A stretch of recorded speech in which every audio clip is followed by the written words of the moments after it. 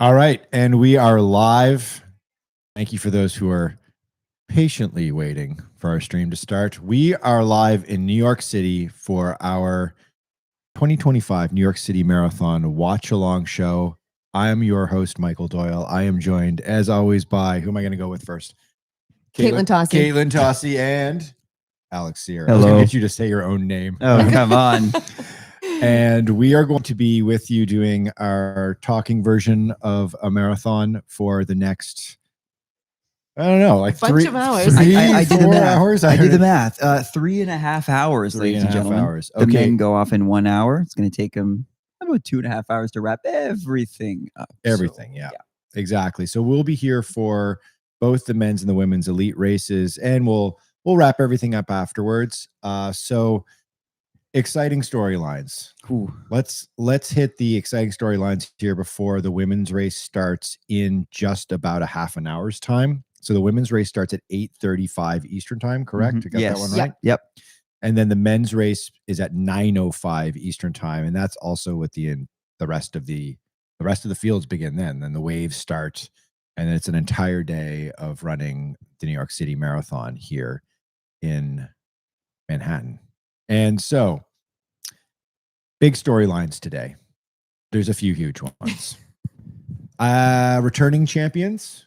We've got the returning champions on both sides coming back to try to defend their crown. We've got past champions here as well, trying to take that crown back. We've got Sifan Hassan trying to do something legendary by winning 2 majors in one season, because she just won the Sydney Marathon the very end of August. Kind of a crazy thing. We'll talk all about that. And I think the biggest emerging storyline at this year's marathon is that Eliud Kipchoge has announced, well, he hasn't announced it yet, but he says that he's got a big announcement to make when he crosses the finish line this year. And we know it. He's going to retire at the end of the New York City Marathon this year. So this is the swan song for Mr. Kipchoge. What do you guys think is the top storyline going into New York today? For me, it's definitely the women's race, because I think that today, not only do they have probably one of the strongest fields in the New York City Marathon history, but also we're maybe looking at finally breaking that long-standing record, which I think today's the day. I think if they're going to break the record, today will probably be the day. So we have Sifan Hassan, we have Hellen Obiri, we have Sharon Lokedi. And so I think those 3 and probably others are going to be up there in the front of the pack trying to fight for that record and fight for the win. Yeah, I think you're right, Katelyn. I think the women's race is probably going to be, in practice, the most exciting storyline. I think on paper, the Kipchoge storyline will be the one that's remembered. So I flip-flop back and forth on this podcast, in real life, in person, about what I think we should expect of Eliud Kipchoge in the days leading up to this race. I kept saying, listen, we need to temper our expectations. This is a man who's had the best of his career in the past. He's in his swan song. This is going to be a 7th star for Kipchoge, and let's just applaud him no matter what happens. And then I did this thing where I found myself this morning thinking, you know what? What if Kipchoge is Kipchoge Prime today? What if he hops on the podium? What if he finishes in the top 5? That would be amazing. There was something in the Dunkin' Donuts coffee this morning, because I heard you muttering this to yourself in the prep. I'm not finished drinking it, so let's keep thinking about that one. But I'm realizing now that I've got my Tim Hortons, is very Canadian of me. I've got my Dunkin' Donuts hiding behind there. I'll have to grab it in a second. But yeah, I mean, what if? You never know. I think that Kipchoge will certainly be in the mix, at least up until about 25 or 30K. So we will see him. My bet is that we'll see him cross the bridge at 25K with the group, and we'll see what happens after that. But definitely Sifan Hassan has got her work cut out for her here. Let's bring up that women's card again, if you can, Koske. The women's elite field has got Sharon Lokedi, who is 2 years ago's champion. They've got Sharon Chep Karui, who is last year's champion. And we've got Hellen Obiri, who is 2023 champion. Did I get that right? Okay, so we've got the 3 returning champions battling Sifan Hassan for greatness. basically here. I think the other subplot here on the women's side is what's Emily Sisson of the United States going to do as well. Absolutely. So she is the current American record holder. I asked her at the press conference, what's more important to you? Would you trade the American record for a New York City Marathon gold medal? And she wasn't quite sure. She's pretty happy to have the record, but also she knows that records do go away. They come and they go, whereas winning the New York City Marathon is forever. Yeah. So this became a little debate amongst us over dinner last night. It's like, what do you want more? What would you want more? A national record, especially an American record, or a title, or a major marathon win. I'm of the opinion that a major marathon win, as Emily Sisson said, I agree with her. Like, I think that you're locked in for forever. You're on the board, right? So you think when they break your record, you're forgotten? I don't think you're forgotten, but I think you just sort of get swept up in that history, and I don't want to. The footnote is not a fair term, but you're one of many, right?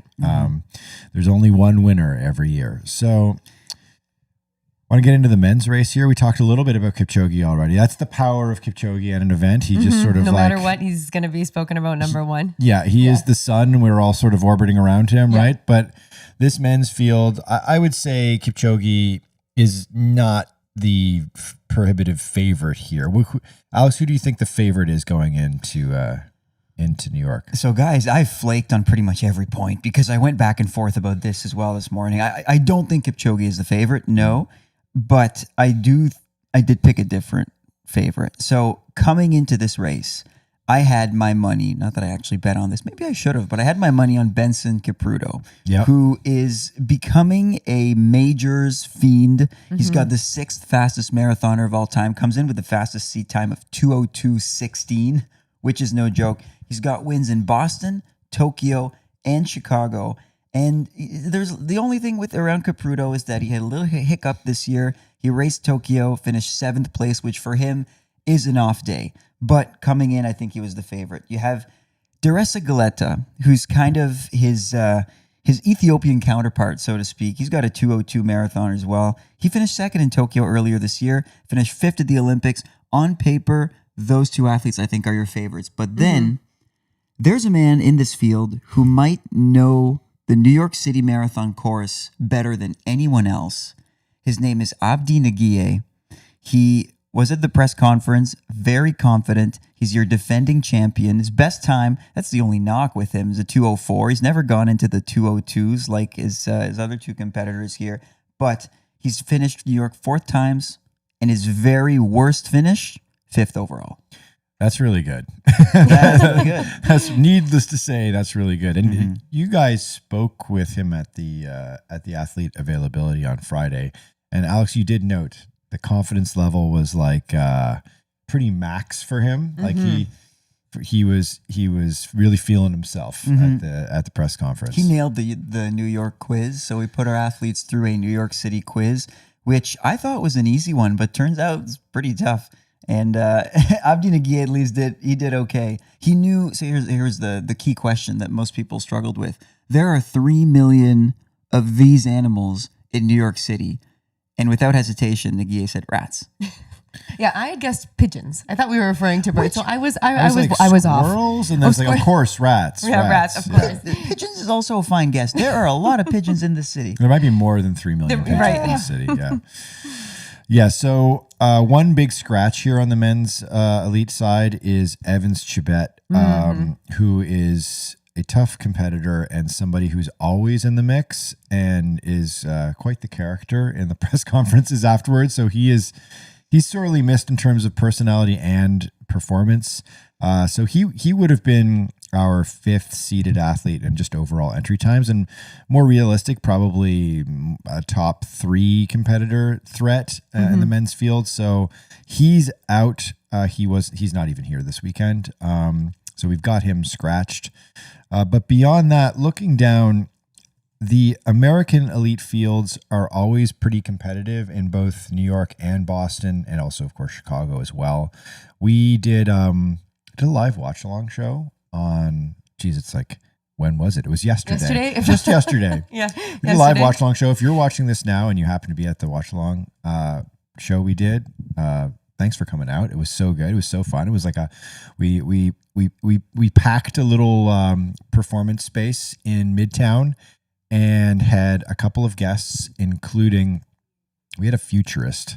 TCS provided this guy, Bill Quinn, who is a futurist for their company, and he talked all about the future of the marathon, which was super cool. And told us who was going to win today. And exactly. He knows. He actually has a crystal ball. No, he of course studies trends and technology and prophesizes what's to come. And we can talk a little bit about what he said later on in the show, but because there's a lot of really interesting stuff about what we can expect potentially from convergence of technology and events like the marathon over the next 5, 10, 15, 20 years, and how our own performance as everyone from elite athletes all the way down to us mere mortals will be able to benefit from this technology and in what specific ways as well. So we had him, but we also had elite athlete, Brooks athlete Colin Benny, the American marathon runner, join us for the show, and he was great. And he's running today. He ran last year and did really well. Ran a very even split. I believe he finished 12th overall in 2:11. And so he's in this pretty deep field on the American men's side. Cyr, who do you think? Who do you got for? We've got predictions, and we'll put up our predictions in a minute for the overall winners, but we didn't do Americans. Who do you think is the top? Who's sort of the prohibitive favorite on the American side for the men? So I had a couple conversations. So yes, we spoke with Colin Benny in length. Actually got to talk to a couple of the other contenders. So Hillary Bohr, who's a longtime steeplechaser, one of the best in the world, a low 8-minute steeplechaser, so very world class. You don't see the jump from the 3,000 meter steeplechase on the track to the marathon all that often. And as far as I thought, Bohr was a lifelong track runner, and now he's giving the marathon a go. He's a world-class athlete. Can he do it over 42.2? I don't know. Joe Klecker, another American who may not have Bohr's experience on the track. He's a bit younger. I think he's about 29 years old. But he is a distance donkey. Right? He ran for the Colorado Buffaloes in university. He quickly moved on to the roads, the half marathon. Now he's doing his debut in the full. Joe Klecker, just about a year ago, was talked about as Conor Mance's contemporary and main rival in terms of new Americans coming up. Klecker didn't quite have the last 12 months that Conor Mance had. But who has? But who has, right? And so I think we got to give him a bit of grace. He's coming out, and I think he's likely going to challenge that 2:10 barrier. So probably going to be one of the top runners to look for. I'd say Bohr, Klecker, Colin Benny, who's got some experience in the marathon. Reed Fisher, another athlete to watch. One of the original Tin Man Elite athletes. You might have come across him and his group on YouTube.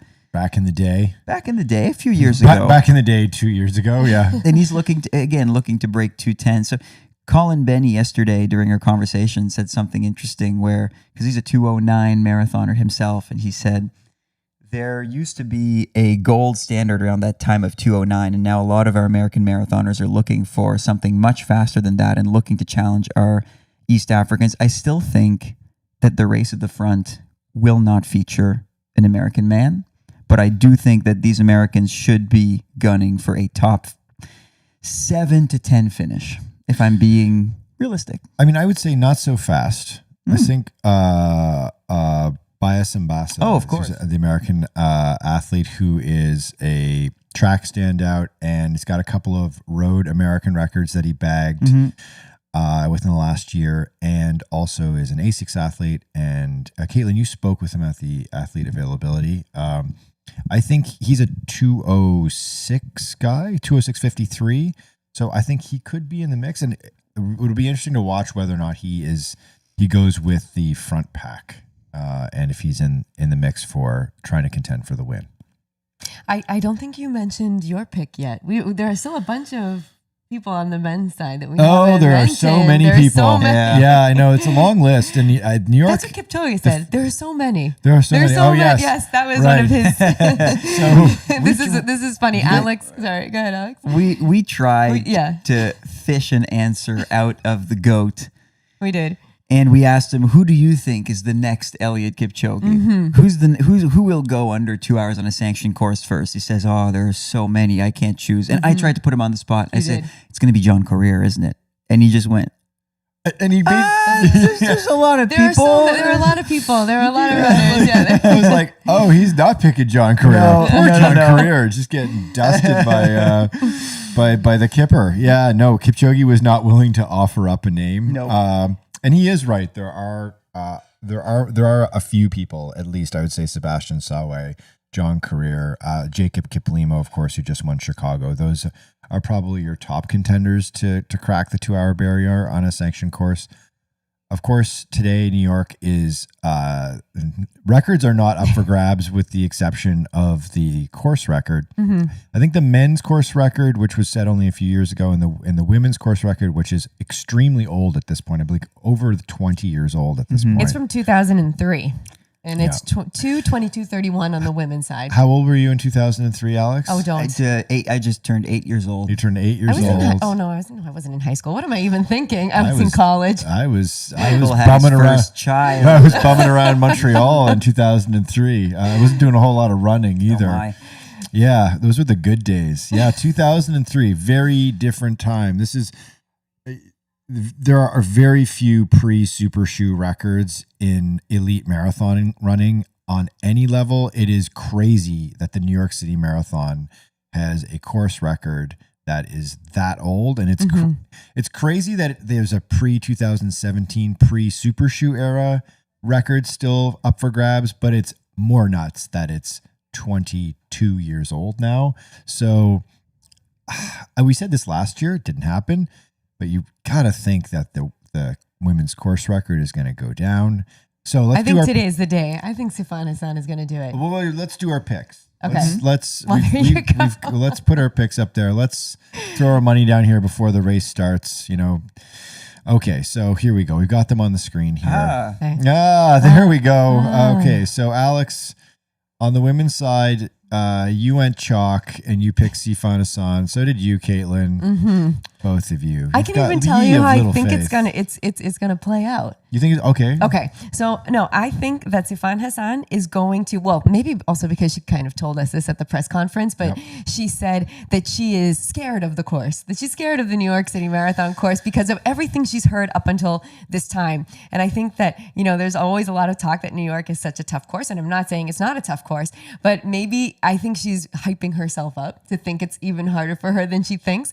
So she says what she's going to do is she's going to kind of stick on to the pros, the ones who have run it already, the veterans of the New York City Marathon.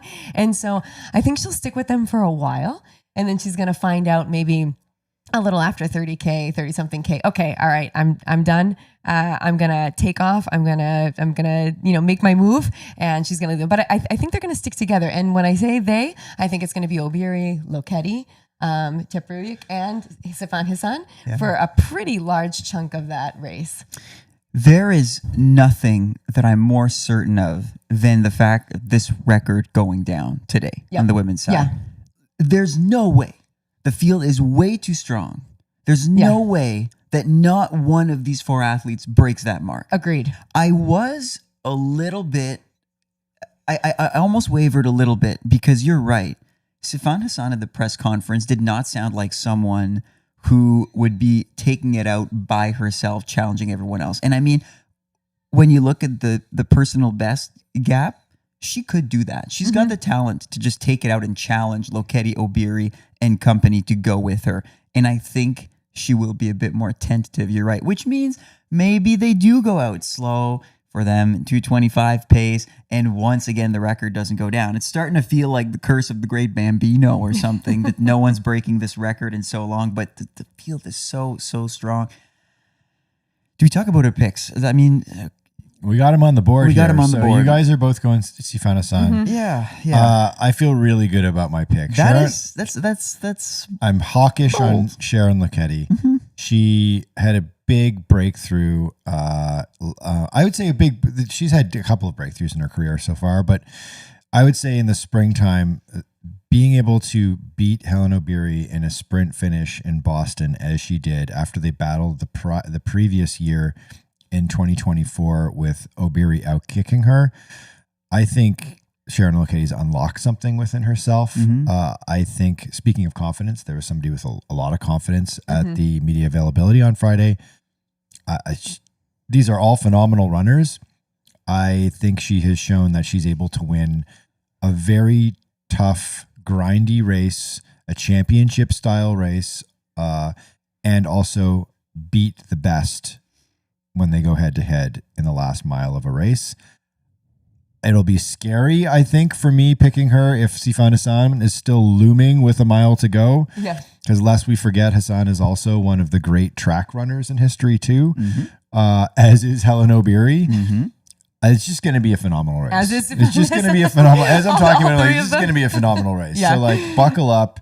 It starts at 8:30. The women's elite race goes off at 8:30. So we're 12 minutes away from the start of the elite race. So we should explain. We'll come back to that card in a second and talk about the men's picks in a minute. We just showed our hand there who we picked, but we'll talk about the men's race in a few seconds here. But so the women's race is forthcoming in about 11 minutes time.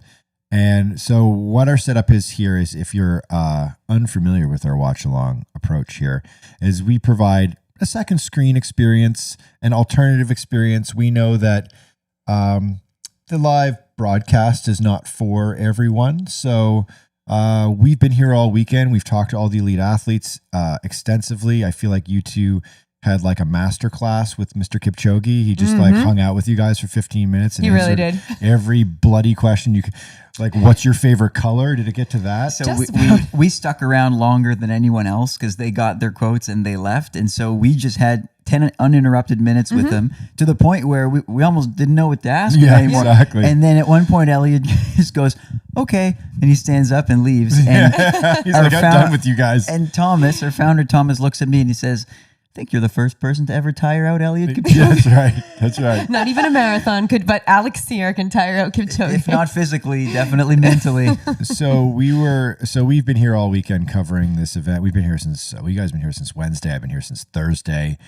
We've run around, covered the pop-ups, did the expo. We can talk about that stuff in a second here, but just kind of as an explainer of what we're up to here is the live stream of the races themselves will be available in the US on ESPN and the ESPN app. That both require a subscription.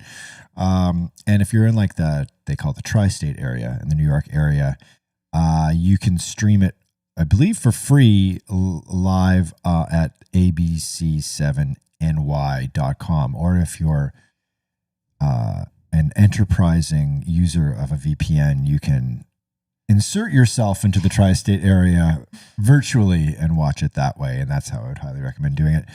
In Canada, I think TSN is covering it. Again, that's a cable package requirement. Eurosport in most of Europe, except for France and Italy, where their national networks are covering it. And Fox Sports Australia and New Zealand. And then ESPN International in Latin America, and the Caribbean. Wow. Nice. What I did Well there? done. Yep. I just did that like totally off my head based on like editing our how to watch. No, you did article. well. All of this info is in our description, and I was like looking to make sure, and you nailed it. I don't know how you memorize all that yeah, stuff, no Michael. idea. It all goes in, and then after the race, it goes out and is never thought of again.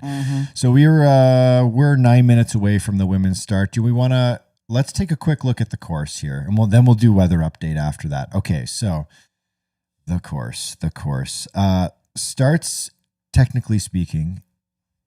And I say technically speaking because they hit the 5 boroughs. It starts in Staten Island. I mean, do you count being on a bridge that's connected to Staten Island as Staten Island? I mean, this has always been one of the for marathoning purposes today. Sake, yes, you do. We will say that. Yes. Simply put, it is one of the craziest beginnings to a sporting event that you will ever experience. You start on a gigantic bridge that takes you across the river and then into Brooklyn. It is the hilliest portion of it's the steepest hill in the entire race. So you get that out of the way right at the very beginning. You charge up that thing. They fire off a cannon, and then we're going to hear Sinatra's New York, New York, which we've discovered. Been singing all weekend. No one knows anymore. We discovered none of the elite athletes had any idea what that song was, which baffled me. We served them up. Start spreading the news. What's the next line?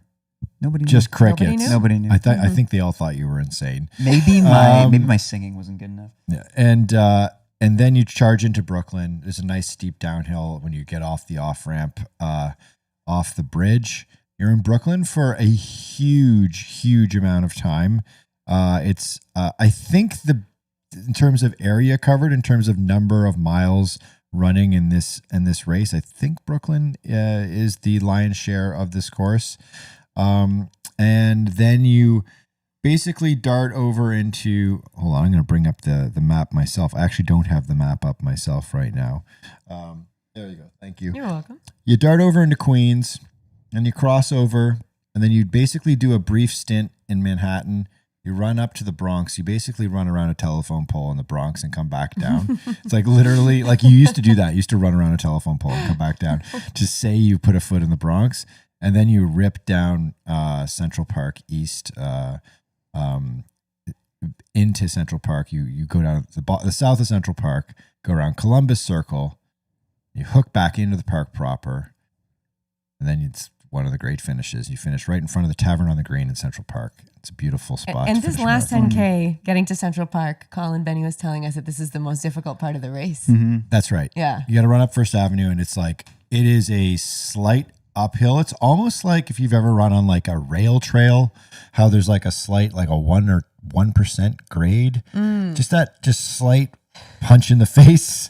And it's like the last 12K of a marathon when you're just like, I don't want a 1% grade right now.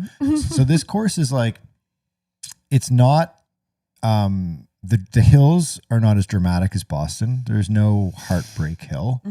You get, as I said before, you get the biggest hill out of the way at the very beginning of the race. And the Queensboro Bridge doesn't compare to any of the hills in Boston? No, not at all. Okay. No. It's just like Queensboro Bridge is at about 25K. It's just a marker of like, this is getting tough. And it also gets very quiet over the bridges as well. Pulaski Bridge, Queensboro Bridge, Vera Narrazano Bridge. Did I nail that one? I got it finally? Yes, you got it. Verrazano Narrows Bridge, the very first bridge you cross from Staten Island to Queens, to Brooklyn.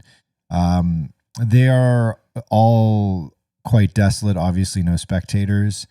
But apart from that, this course is jammed with people. There's like 2 million people on the course, which is crazy. This course is not as challenging as Boston, but is tricky. It's turny. It's up and down. We've said in the preview podcast that I think it's like a paved cross-country course. So it is tactical for sure. Having run it is a big plus for these elite athletes and for recreational runners as well, having that experience of having run it before. And this is why I think I'm going with Abdi Nagier for the win. Oh, and there we go. And so we're 4 minutes away from the women's start. We can pivot into our. Let's go back to our picks. Let's get the men's picks out of the way, and we'll focus on the women's race. Yeah, before we get back to the better part of a half an hour, which is awesome. A nice feature of this race. Okay, so on the men's side, Katelyn. All right. Well, I have Benson Kipruto. And good pick. Yeah. We had a wonderful conversation at the athlete availability, and I think, other than obviously his resume of all of his major marathon wins and his ultimate goal, which is to win all 7. Yeah. Other than that, what I liked most about it was his like calm, cool, and collected, quiet, demeanor, his his comportment. Exactly, Yeah. absolutely. Like confidence, his quiet confidence. Yeah. That's the word that I was looking for. It was like it wasn't as brash as maybe Abdi Nagi, who was like, I'm gonna win this race. I'm really confident about it. But it was the same idea, but just nice and quiet and humble about it. And I really liked that. So there is an element of vibes when it comes to choosing our winners. You can go and look at things on paper as long as you want, but then when you see these athletes in person, you kind of get a feeling. And I got that. And I had Kipruto with you. We actually went chalk between the two of us. We had Hassan and Kipruto. Yeah.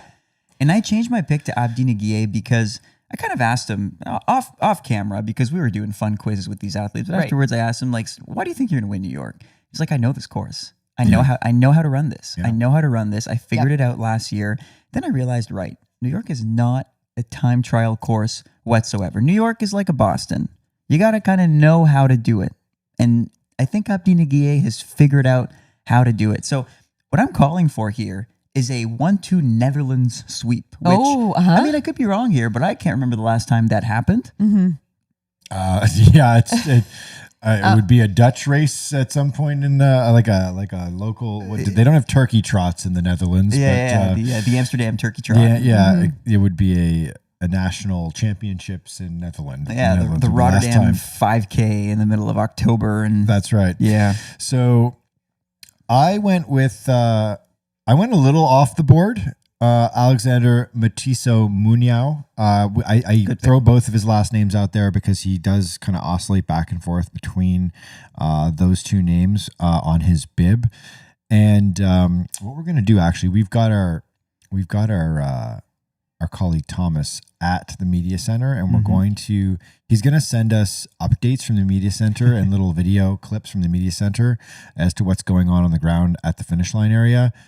Throughout our watch along show, but one thing I'm gonna ask him to send me is a scan or a photo of the uniforms, and we'll put that on the screen throughout the race. It is super useful to be able to see like what kit each runner is wearing, so you can quickly ID them, especially if you're like streaming the race and it's like on your phone and really tiny. So we'll get that.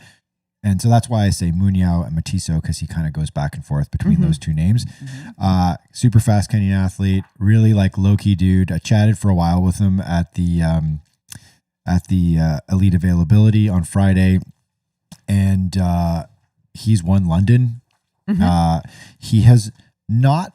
London was sort of his signature breakout race a couple of years ago in 2024. And he's always in the mix. He's always a podium contender. And I have to say also a lovely, very chill, low-key guy. He is wearing, we can get a little nerdy about shoes throughout this watch along show. He told me surprisingly that he is wearing the Adios Pro 4 and not the Pro Evo shoe. You were surprised. Yeah. I was surprised because we're going to see the Pro Evo. We got a picture of the Pro Evo on the screen here. The Pro Evo 2 is, I think, inarguably the most elite running shoe in the world right now. I mean, maybe that new Nike Alpha Fly development shoe that Sifan Hassan we know is going to wear. And I can also confirm the Kipper is going to be wearing as well.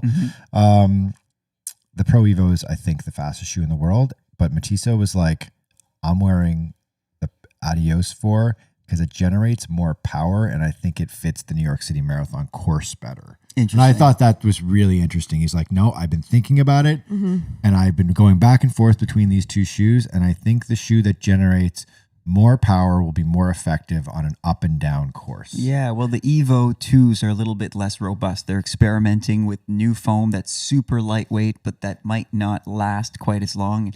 What a lot of athletes don't necessarily like about the Pro Evo 2 is that Adidas raised the heel, making the heel to toe drop much smaller, so 3 millimeters. Some athletes like what's more usual, like a 6 to 8 millimeter toe drop. So yeah, maybe Muniao falls in that category. That's not how I would go. I would totally go with the Pro Evo 2. Yeah. I think I would too, just because I've run in the Pro Evo 1. You've run a lot in the Pro Evo, and they're just an amazing shoe. Well, not that much. You know, they last 50. I have not run a lot in it. They last 50 good kilometers, and then you toss them. We've got actually. Do you want to check up the flat lay of Sharon Loketti's? Because I did a little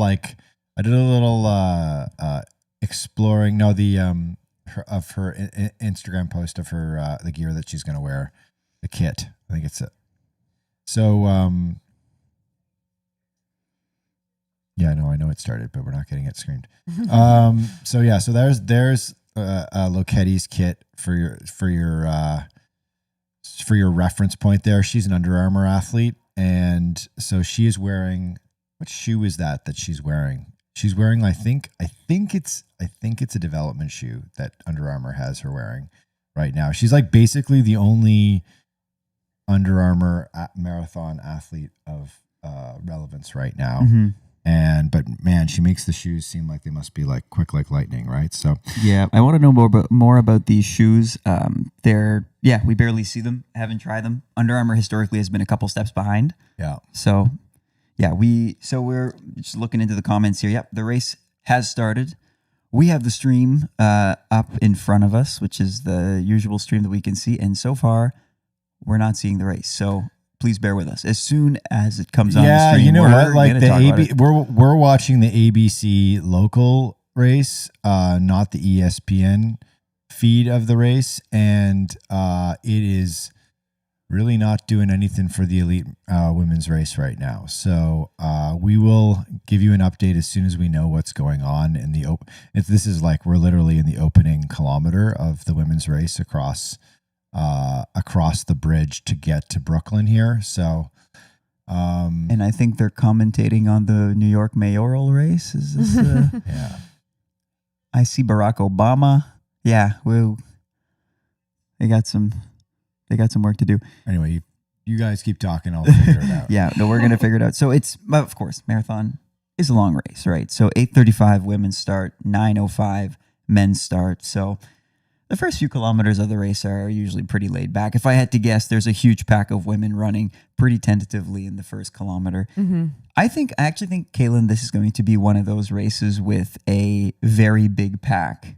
On both sides. On both sides. On the men's and women's side. Mm-hmm. Yeah, I think it's from at least in the first half of the race. I actually think that the fact that the record is so slow by today's standards has become a point of almost fear for some of these athletes. The New York City Marathon course has become so respected because of it that I think even newcomers like Sifan, Hassan they kind of rule out the strategy of going out super hard and seeing who sticks with them. So I'm predicting I don't know.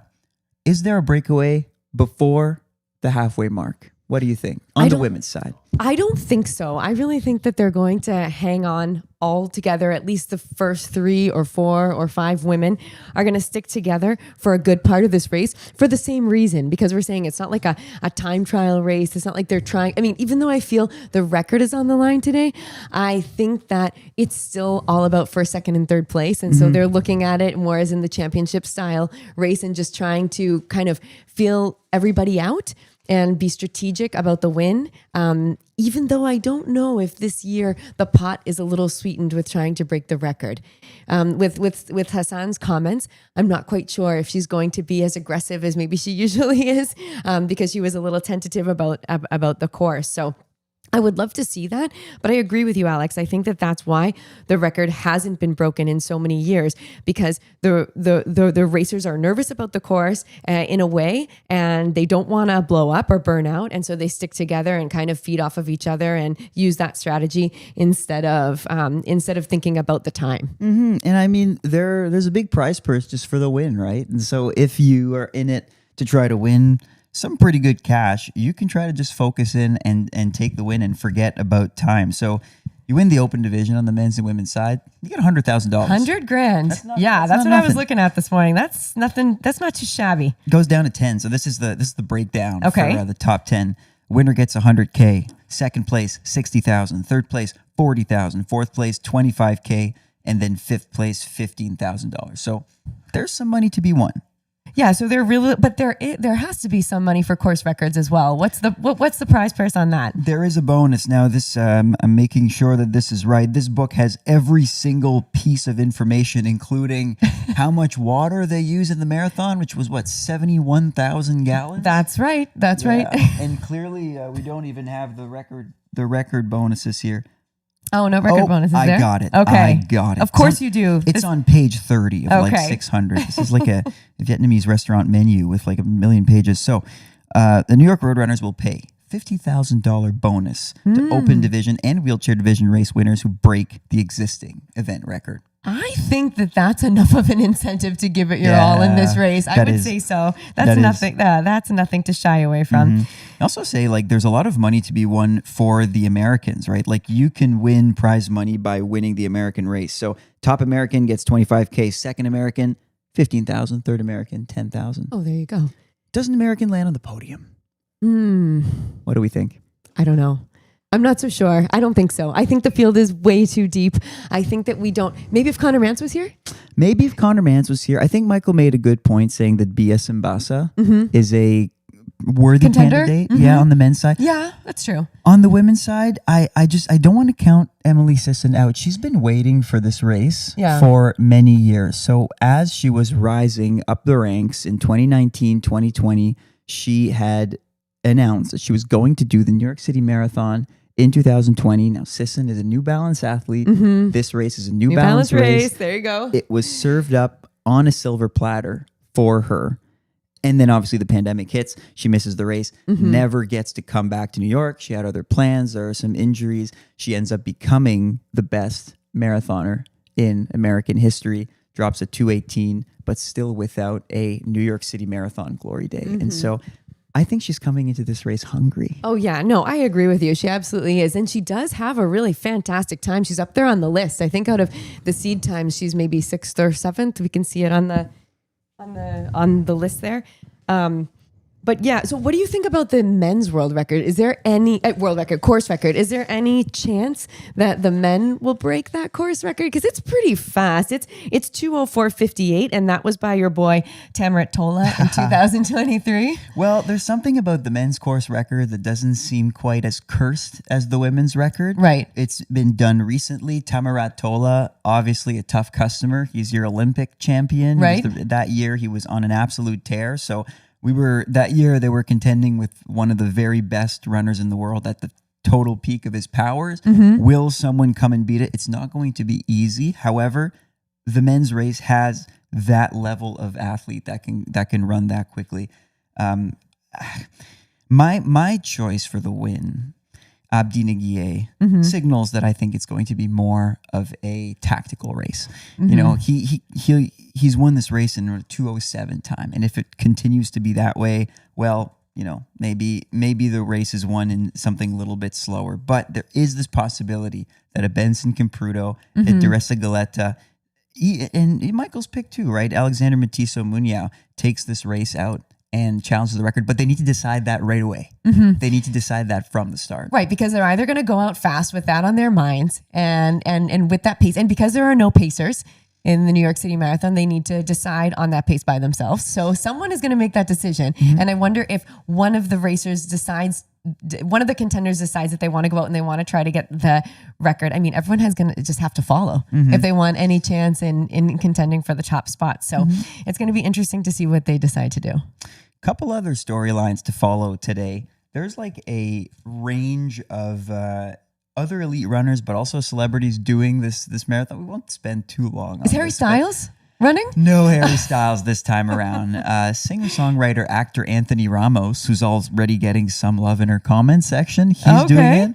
And fans of the OG YouTube vlogger / influencer Casey Neistat, he's doing New York again. I've actually become a bit of a fan of his running career over the years because he spent a lot of time trying to break the 3-hour marathon and struggled and failed so many times before finally going under, dipping under, going, I think 2:57. In which marathon? It's his best time. Remember. This was 2024. Okay. Yeah, I'm not sure which. I can't quite remember which one, but I'm thinking that he's going to try to go a little bit faster than that this time.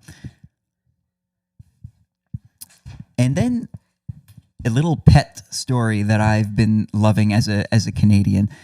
Charles Philibert Thibouteau, the English pronunciation, CPT they call him, Canadian Olympian, who spent his career doing the 1,500 meters and then also going up to the 5K in Canada, choosing to signal his retirement by doing one final marathon and one only marathon. And so he spent 2-3 Olympic cycles training as a miler solely. And then this year came out kind of quietly saying that this would be his last year and that the New York City Marathon would be his last race. So coming into this fall, he did somewhat of a test race, the Canadian 10,000 meter 10K championships on the road. And I was racing this race and I totally thought that he was going to do it just for fun. Turns out he breaks the Canadian record, runs 28:06, on the roads and shows that he's in great fitness. And so now we were talking last night, how fast can a late career 1,500 meter runner go in a marathon? And I think he could do anything between 2:12 to, God knows what, right? So we'll be watching for him. He's starting out with the elites, and he's got a very good chance at maybe having the best retirement in the history of 1,500 meter runners who do one random marathon. And so he'll be overshadowed by Kipchoge's retirement, obviously. Katelyn. Yes. Have we talked about Kenenisa Bekele? We have not. Oh And my God. I was actually just thinking about that. How in the world have we not mentioned him yet? You know why, Alex? We didn't see him in the athlete availability. And I think that was part of it because he didn't show up. We weren't able to see him. And so I think that's why he's not on top of mind, but he should be. Because I think that actually another one of the storylines that he is going to be up there in that top group. But at the end of the day, it could be the Kipper versus Bekele. in the 40 plus category exactly. of the race. In my category, Alex. Hey. In my category. And he's no slouch, right? So Kenenisa Bekele is the third fastest marathoner of all time. Of course. An absolute track legend, many Olympic medals.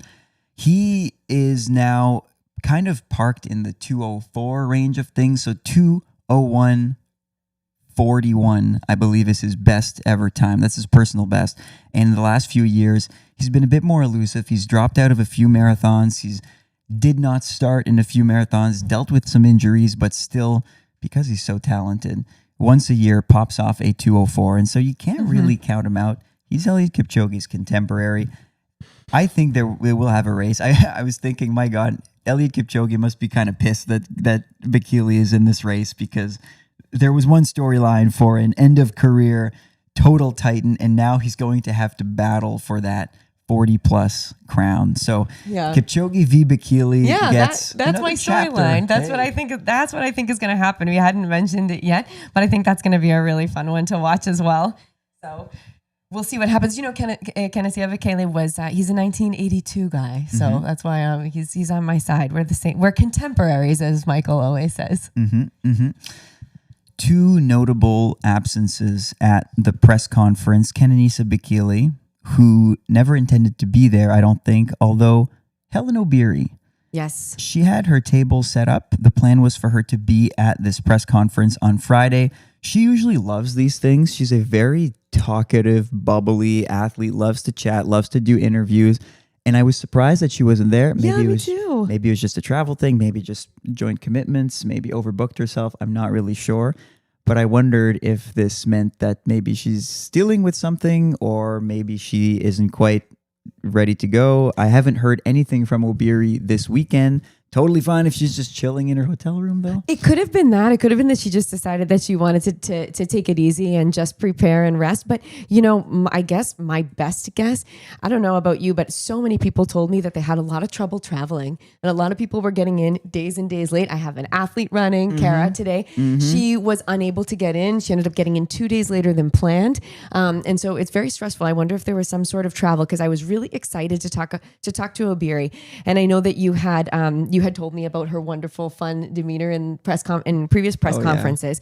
And I mean, she is someone who I absolutely love to watch race. She's just one of those super gritty racers, and I love watching Obiri fight it out in marathon. So I'm really excited to see what she's going to do today. Let's hope that she did the classic elite athlete thing and parachuted in at least a week in advance, because you're right, man.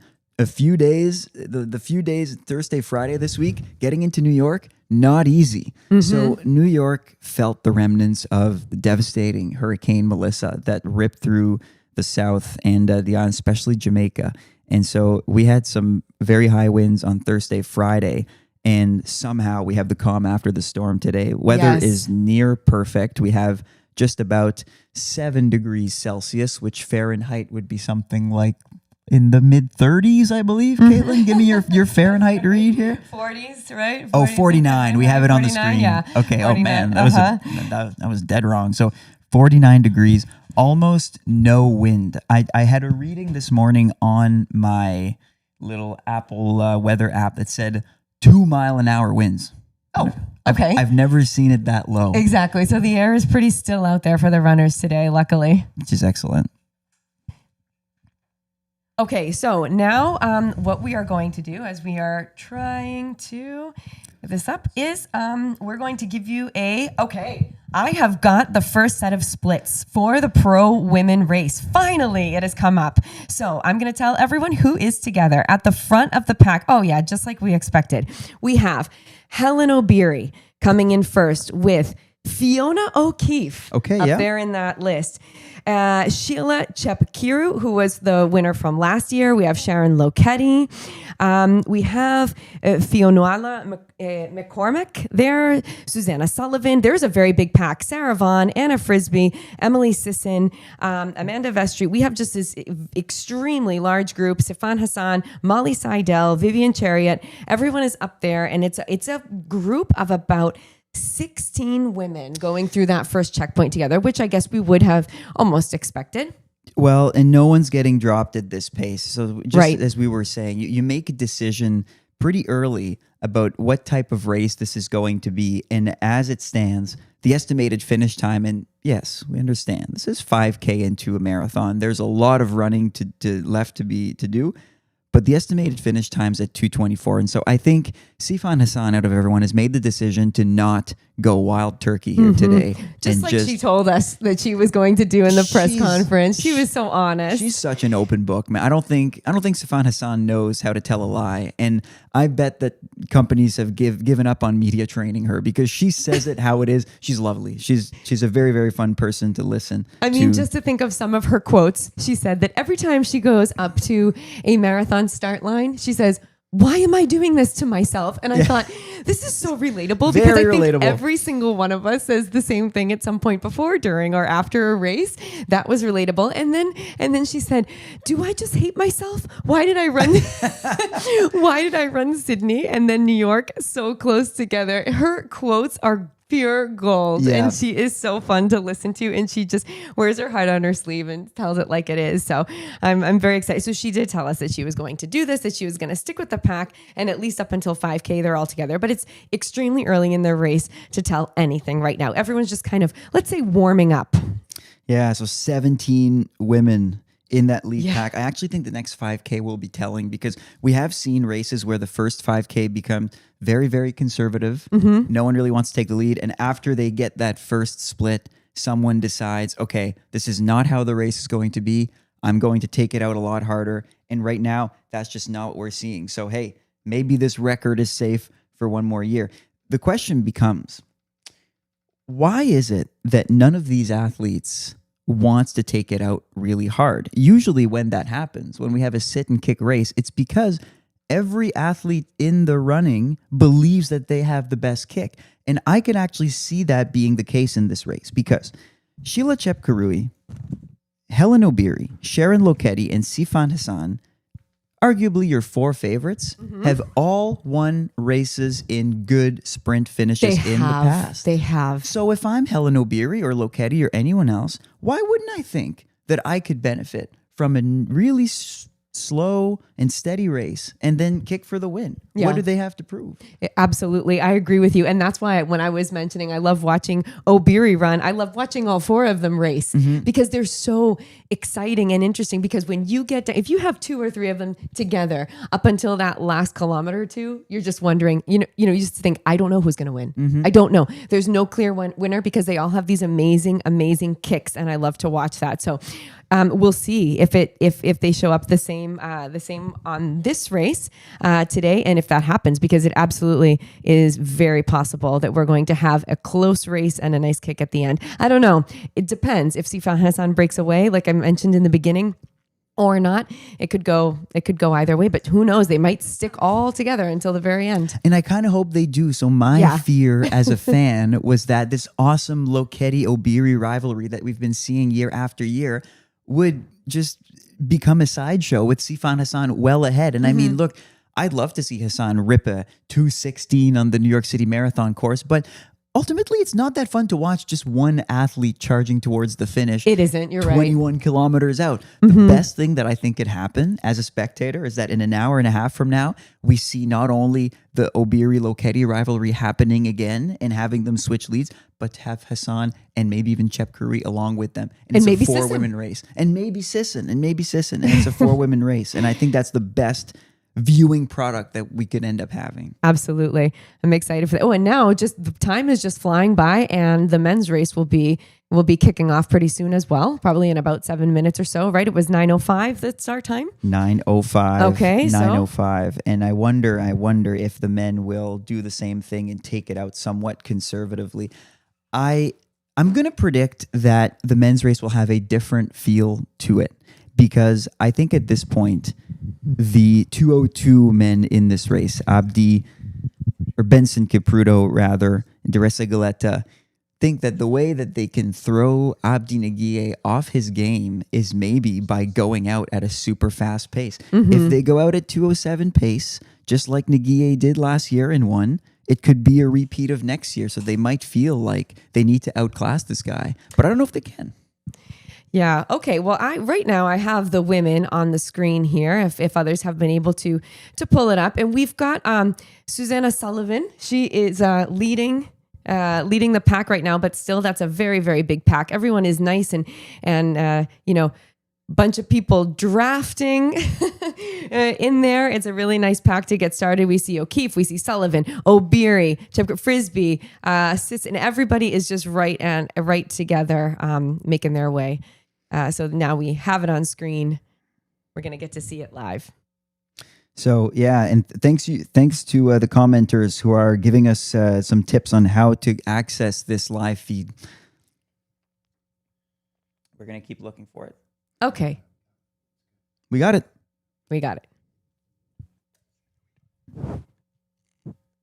Okay, so all of these women look very relaxed. Obviously, they're just starting out in the marathon, but everyone looks like they're just kind of flowing along. Wow, the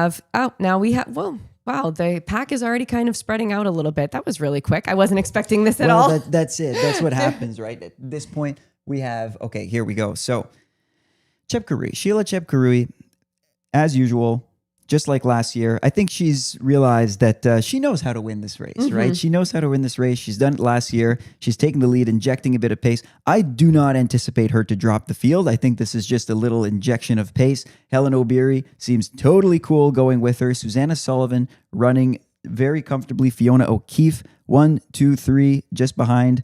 Okay, I think this is kind of the wake-up call that this field needed. If we want a bit of a faster race, good for Kipchoge for taking that here as the just past 57th Street. We're getting really close to 10K here.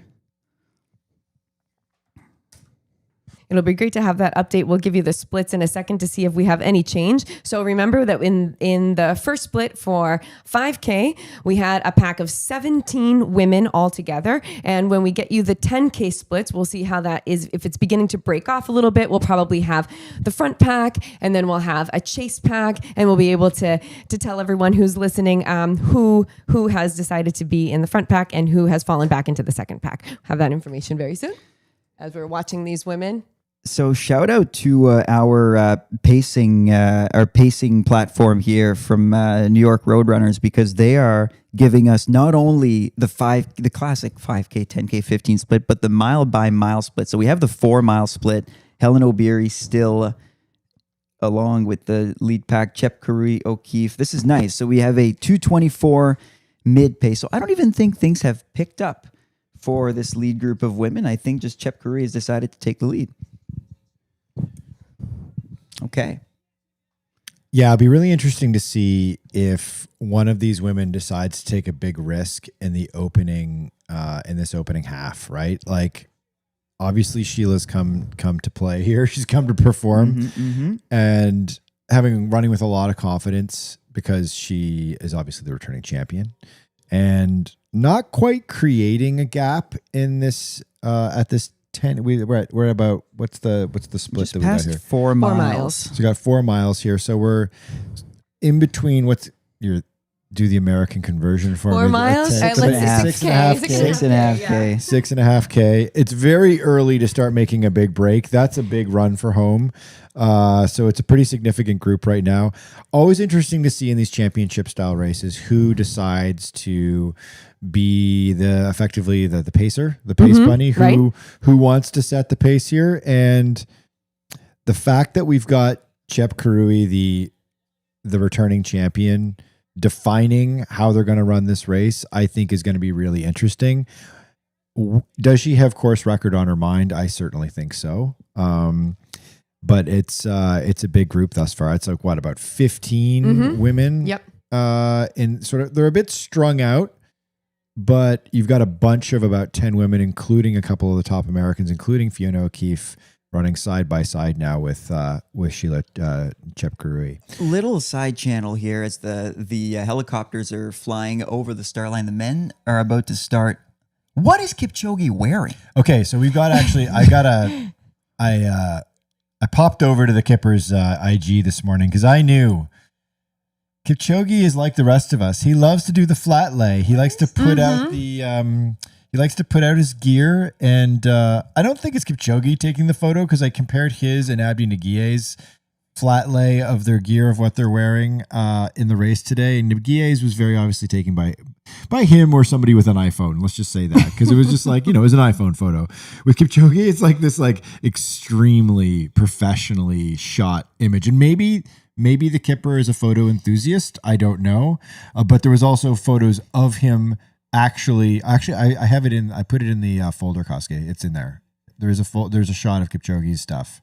But anyway, here it is. Here, so he's wearing this new technical top that Nike developed initially for Caleb Olson and the rest of their all conditions running department crew, their trail athletes. And Kipchoge's decided that he is also going to wear it. The whole design behind this is it's got all these little holes, and apparently they're designed in such a way that when the drag and the wind hits them, it actually creates a magnified cooling effect on your body, while at the same time allows you to wear a more significant garment. A guy like Kipchoge, it's going to be a little bit of a cold start. So it kind of gets the best of both worlds because it's like a long sleeve as well. I really like this. Can I have one of these for my trail running? They will be available. They're coming out in the. I attended the briefing for this with Nike, and it will be available, I believe, in the springtime to the public. It's pretty slick looking, actually. Kind of looks like a knit top almost, right? Yeah. So the men are just about to get going here. I love how Kipchoge is front and center in the middle, standing on the left of defending champ Abdi Nguye, Benson Kipruto on Kipchoge's left, Bia Simbasa, the American with upright hair, wearing the A6 kit on that new A6 green colorway. I think that's the Metaspeed Ray. We'll have a better look at this. They did all three shoes, the Ray, the Edge, and the Sky in this new, they're calling it the Ekiden collection. It's a green version. You usually recognize the ASICS Super shoes by their loud orange colorway, but they did like an electric green version. Okay, so and they're off. The men have begun with their nice pack, and well, we're ready to fight.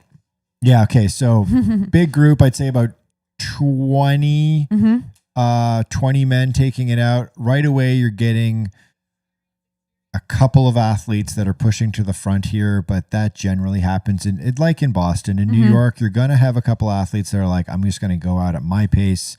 They're not necessarily going to be your top even 20 finishers, but they take it out pretty hard, get a little bit of TV time in the first mile or two.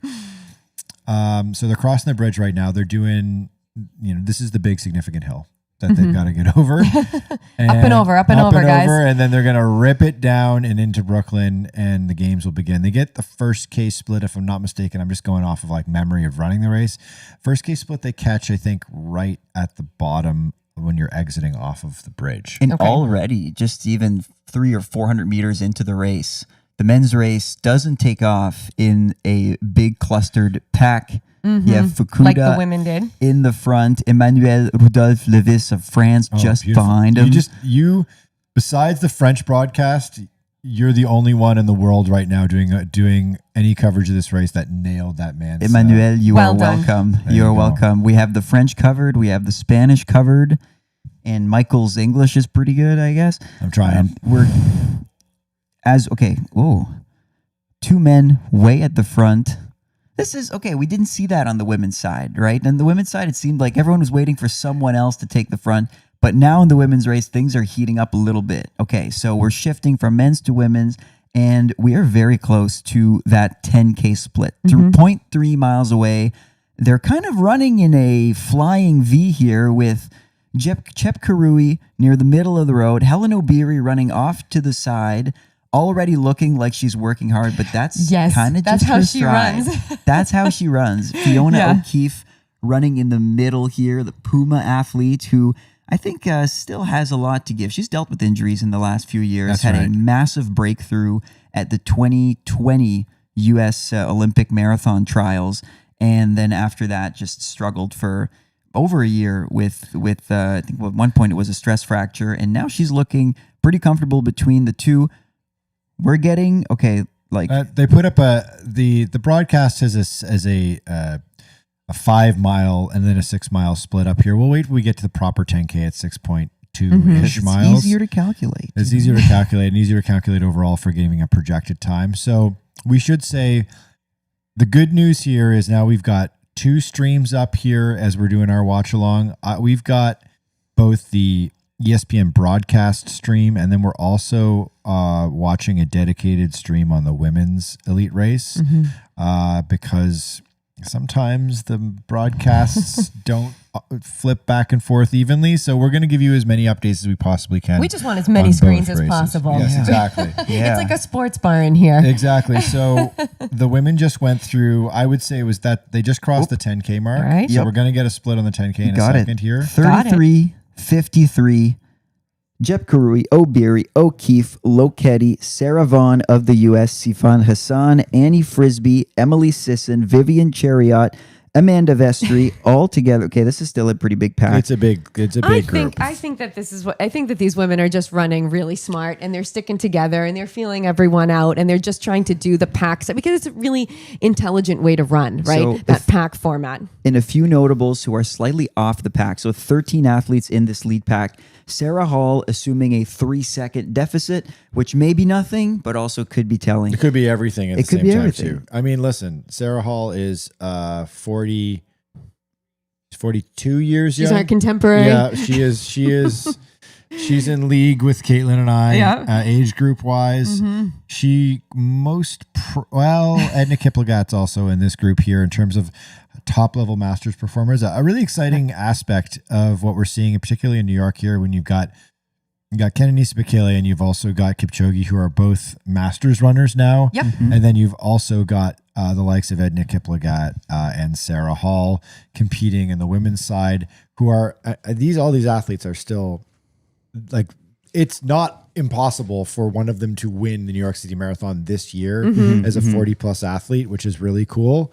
And so I think I don't know what the masters age group course record is, but it's probably under threat today. So the first wave of the open field has now also begun.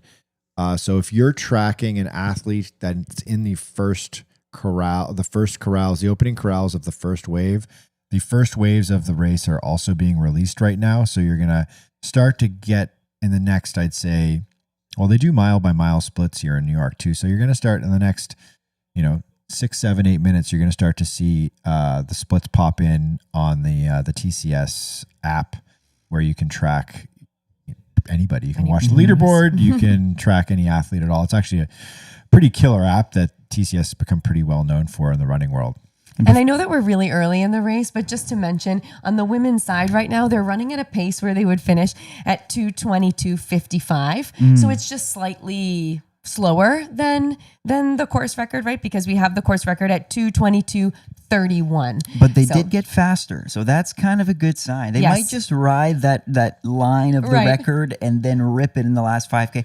I'm still predicting a course record. I cannot see how this record would not go down. You know who else is off the pace? Who? Molly Seidel. Yes. Molly Seidel has dropped back of the pack. She assumes a 20-second, it's about a 15-second deficit.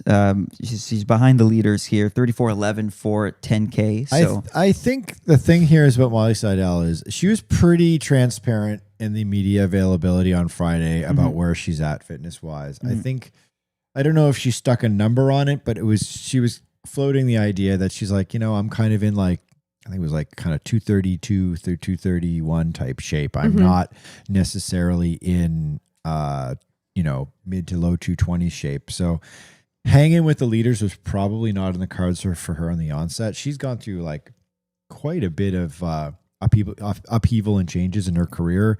I'd say in the last 12 months, she's obviously dealt with a great number of injuries in the last couple of years, and is no longer technically an on-the-board sponsored athlete, although we were told on Friday that she is wearing Nike.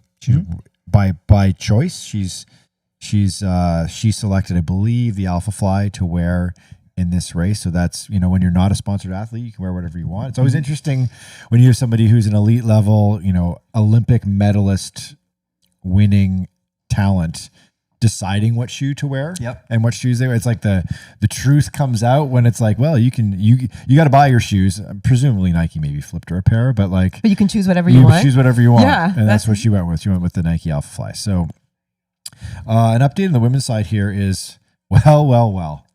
We've got another front-running performance by Susanna Sullivan, at least for the moment here. She's taken the lead, but she's really just kind of pacing out a very large group of women, which also includes all three of the returning champions, and also Fiona O'Keefe. Sarah Vaughan is also tucked in there, another Puma athlete who's ran really well here in the past. So it's a pretty big group still, but Susanna Sullivan, you guys will remember from our coverage of the World Championships in Tokyo, she just decided, you know what, today I am going to try to win the World Championship Marathon, and took it out really hard and held the lead for a long time before she eventually got picked off, but still ran a really good top 10 performance. So she's a front runner. She likes to front run. She's a Brooks athlete, and she's cruising right now. We're probably about, just eyeballing it here, we don't have a split, but we're probably about 12 getting close to 12 kilometers. 7.3 miles. miles, almost 12 kilometers. And Sifan Hassan is tucked in there, right? Before we get to another big split for the men's, shout out to our sponsor quickly, Momentous, who's supporting this live show. A big shout out. We've been using the creatine. Michael's been looking particularly strong lately, and I think has been dosing on the creatine chews, as have I. I feel 39 years old forever. Let's say 39 years young. Is that a good thing? Even better. Considering I'm 45, it's a great thing. We've the Momentous products have been pretty amazing. I actually do a combo of I use the fuel before really big days. So I'm running Philly, and I'm peaking at around 100 miles plus. I'm 165K last week. And I do the fuel on a day where I'm going to be doubling or doing a workout or a long run. And I use the recovery, which is basically like a milkshake, and tastes good. Yeah, so I have the chocolate. I also have the fuel with me. So shout out to Momentous for powering this live watch along show. We put a link in the description. You can actually get a pretty steep discount on your first order with Momentous. So thanks to them. Okay, so women's race, we can give you an update here, which is still the big pack and still Susanna Sullivan holding the fort here and leading this race. Kind of strung out in I think there's sort of 2 abreast and 3 abreast running. There's about, I'd say, it's hard to tell based on the angle of the image here, and we'll get a split in a second to get a really good idea of how many women are in the mix still here. But I'd say it's at least 10 or 15 runners with all the usual suspects up front, including at least four American women. Mm-hmm. I saw Emily Sisson a second ago, tucked in behind. She's tucked in there too. Mm-hmm. And we'll get a pro men split pretty soon. We'll get the 5K men split pretty soon. They're at about 2.5 miles. So that's going to come up in just a second. I bet the pack is already going to be a tiny bit smaller than what we saw. You think so? You think so? Yeah. I think so. I think a few of these athletes are looking to throw down a different strategy here. And if not at 5K, it's going to be at 10K. This is still a pretty significant pack on the women's side of things. And who else but Susanna Sullivan? Right? She loves the front running. Yeah. She must be one of the most comfortable people running from the front nice and early in a marathon. That is not everyone's cup of tea, especially on hard courses like that. When you were saying at the World Championships, she did the exact same thing, going into the very scary unknown on a super hot day. It takes a special kind of mentality to take it from the front that early. An incredible amount of self-confidence. A willingness to, in some respects, potentially sacrifice, not sacrifice, that's unfair, because if she has a breakthrough, she has a breakthrough. But it's a big risk, taking a big risk. Although in this case, she's got a lot of company here. That pack is still really big. The women's lead pack, they are really sticking together so far. So they're just shy of 8 miles in right now. We're on our clock here watching the live broadcast. We're just under 44 minutes on the women's side, and we're nearing that 3 mile split, and then we'll get the 5K proper split on the men's side in just a couple of minutes here. The stream looks very sunny. But don't be fooled. It's less than 50 degrees Fahrenheit out there. Perfect for running. Yeah, no, it's everyone this weekend was talking about the forecast being kind of a no excuses day, where it was like, well, it's going to be beautiful weather. Well, we get to run our fastest possible version of the New York City Marathon here today. Yeah, a little bit sunny, but when it's cool and crisp like this, and the humidity is relatively low, and there's almost no wind this morning, you can just really let it rip. And I think if you're quite fit and you run this course conservatively enough in the first half, you're going to run a really fast time in New York. It's not unconceivable for a well-trained athlete all the way back to, a middle of the pack runner to run a personal best in New York if you've prepared for it. It's not out of the cards. It's a tough course, but it's not an impossible course. So this is almost the first time the entire fall season that we've had a really nice day, like ideal temperatures and weather for a marathon. Right? Yeah. Thinking about Berlin, thinking about Toronto was humid, it was a little warm. Chicago was good, but I don't think Chicago's weather wasn't as good as it is today. It was a little bit warmer than this. It was a couple of ticks warmer. This is absolute perfection when it comes to marathon running. The only thing I guess you could ask for, and perhaps, is a little cloud cover to give you a break, a reprieve from the sun. But I don't think that's going to have a huge impact on performance, at least not in the elite end of the race today. So a couple things to note here. One major one, and this is maybe not entirely the most shocking development here, but Sifan Hassan is at the very back of the lead pack.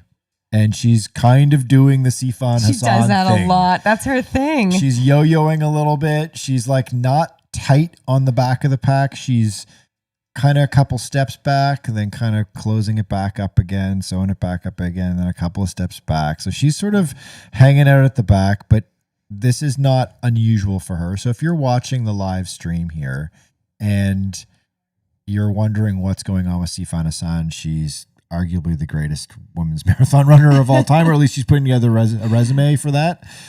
This is just how she runs, at least for now. I think you really got to check in. I'd say certainly at the halfway point to see how she's doing here, to see whether or not she's feeling Sydney in the legs. I'm not surprised. Looking back and thinking about how she was talking at the press conference, the writing was on the wall. She was not looking to make a statement early in the race. I think she's looking to win the race. That is the last thing. She's looking to run a She smart did race. say she's obviously come to win this race. Yeah.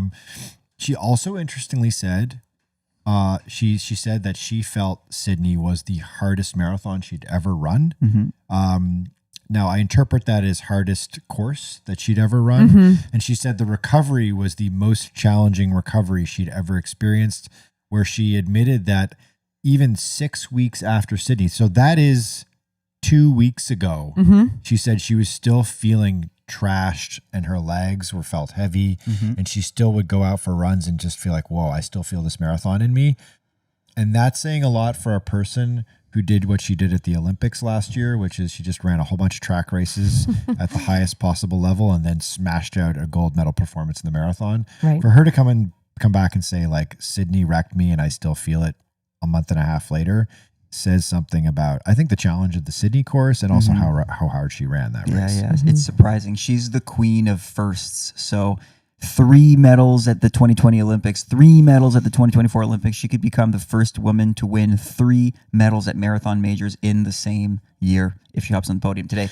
Nice shot of the men's. Man, I cannot get over Eliud Kipchoge's attire here. He looks so slick. Okay, Yeah. so we should say here, and this is a really cool moment, we're just a little bit over 5K into the men's race, and who is leading the group? What I like, a great deal of deferral and respect by the lead group.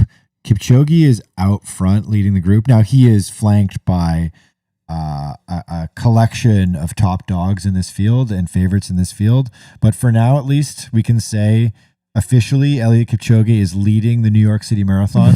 I'm not sure if that's going to pan out for the entirety of this race, but it's I love how like Alex is just like, he's just you're feeling something. You're feeling there's like magic in the air. You're like, I don't know. Let's not count him out. You we can't count him You out. cannot count Of the course Kipper not. out. Well, He's too good. We're He's too just good. 5K in. Things are too tight. We have a pack of 23 men, and they're on 2:08 pace right from the start. Kipchoge just took the lead. Up until then, it was Hillary Bohr at the lead. So the Hoka athlete, we interviewed him. He seemed to be in good spirits, kind of thinking light before the race. He told me that. So this is like little shoe nerd aside. So Hoka, okay? Yep. A company that I love for their running shoes, their everyday shoes. People wear them for walking around. I think the Kardashians were seen wearing them. I think Taylor Swift wears them. There was an ad earlier before they started the broadcast of a Hoka ad with the Kardashians in it, I think. So you're correct. Yes, but you know who, this is my Kardashian commentary of the day.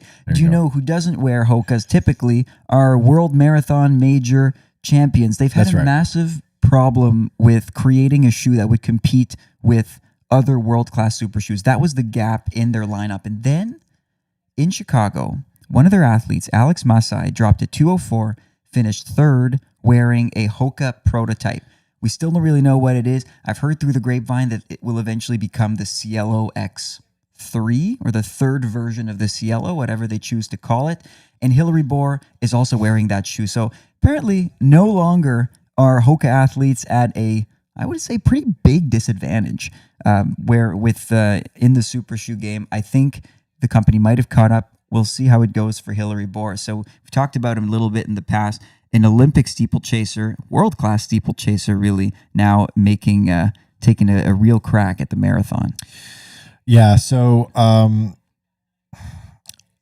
I think it's going to be really interesting to see when we next get a glimpse of the men's race, who is going to be in that group. I think it's starting to pan out very much like the women's field has already been playing out in the first half of this race, which is a big group of all the pre-race favorites are there. And then, and you're also going to get a couple of athletes at a 2:08 pace. You're going to get a couple of people, like you're going to get, just like on the women's side, you're going to get some of the top American runners as well, just testing out that slightly spicier pace for them. You know, we talked to Colin Benny at our live show, and he was talking about, talked about Conor Mance's big breakthrough. He talked about how inspiring that was. And he also talked about how there's a large contingent of American men who are sort of floating around the 208 to 210 range, and you dip your toes in it at 2:08. If they were going out in 2:05 pace, it would be a different story. I have the neck splits for the women, and so Yeah. now we've got the 15K split. Okay, go. and they have not sped up yet, but they're still probably being very smart and conservative because it says that the estimated finish time is now 2:23. So I think they're just being really consistent and really smart about it, sticking it together. We've got Sheila and Sharon Lochetti. We've got up front Helen O'Beary, Fiona O'Keefe. So we still have that pretty nice pack of about let's see, we've got 10 of the women up front, right? And then we've got just a second or two behind. So it's still, they may be splitting up just a little bit, but just by probably a second or two. And I should say on the women's side, they just went through a bottle station, and bottle stations tend to kind of fracture the group a little bit because they've all got to go into the station one at a time to grab their bottle, which requires a great deal of concentration when you're moving at that speed. And so it has sort of broken up the lead group a little bit, at least for the moment. That can affect outcomes overall if someone decides to make a push. We remember in London this year, Sebastian Sawe at 30K went through and at the bottle station, and that's where he made his big move. But that was very late in the race. In this case, the women are also starting to close up again, but Sheila Chepkarui is leading this race technically right now with a stream of athletes behind her. I should note that from what we can see based on the vantage point, I'd say Sifan Hassan is a good 20 feet back from Sheila Chepkarui, but she still is in this sort of strung out pack right now.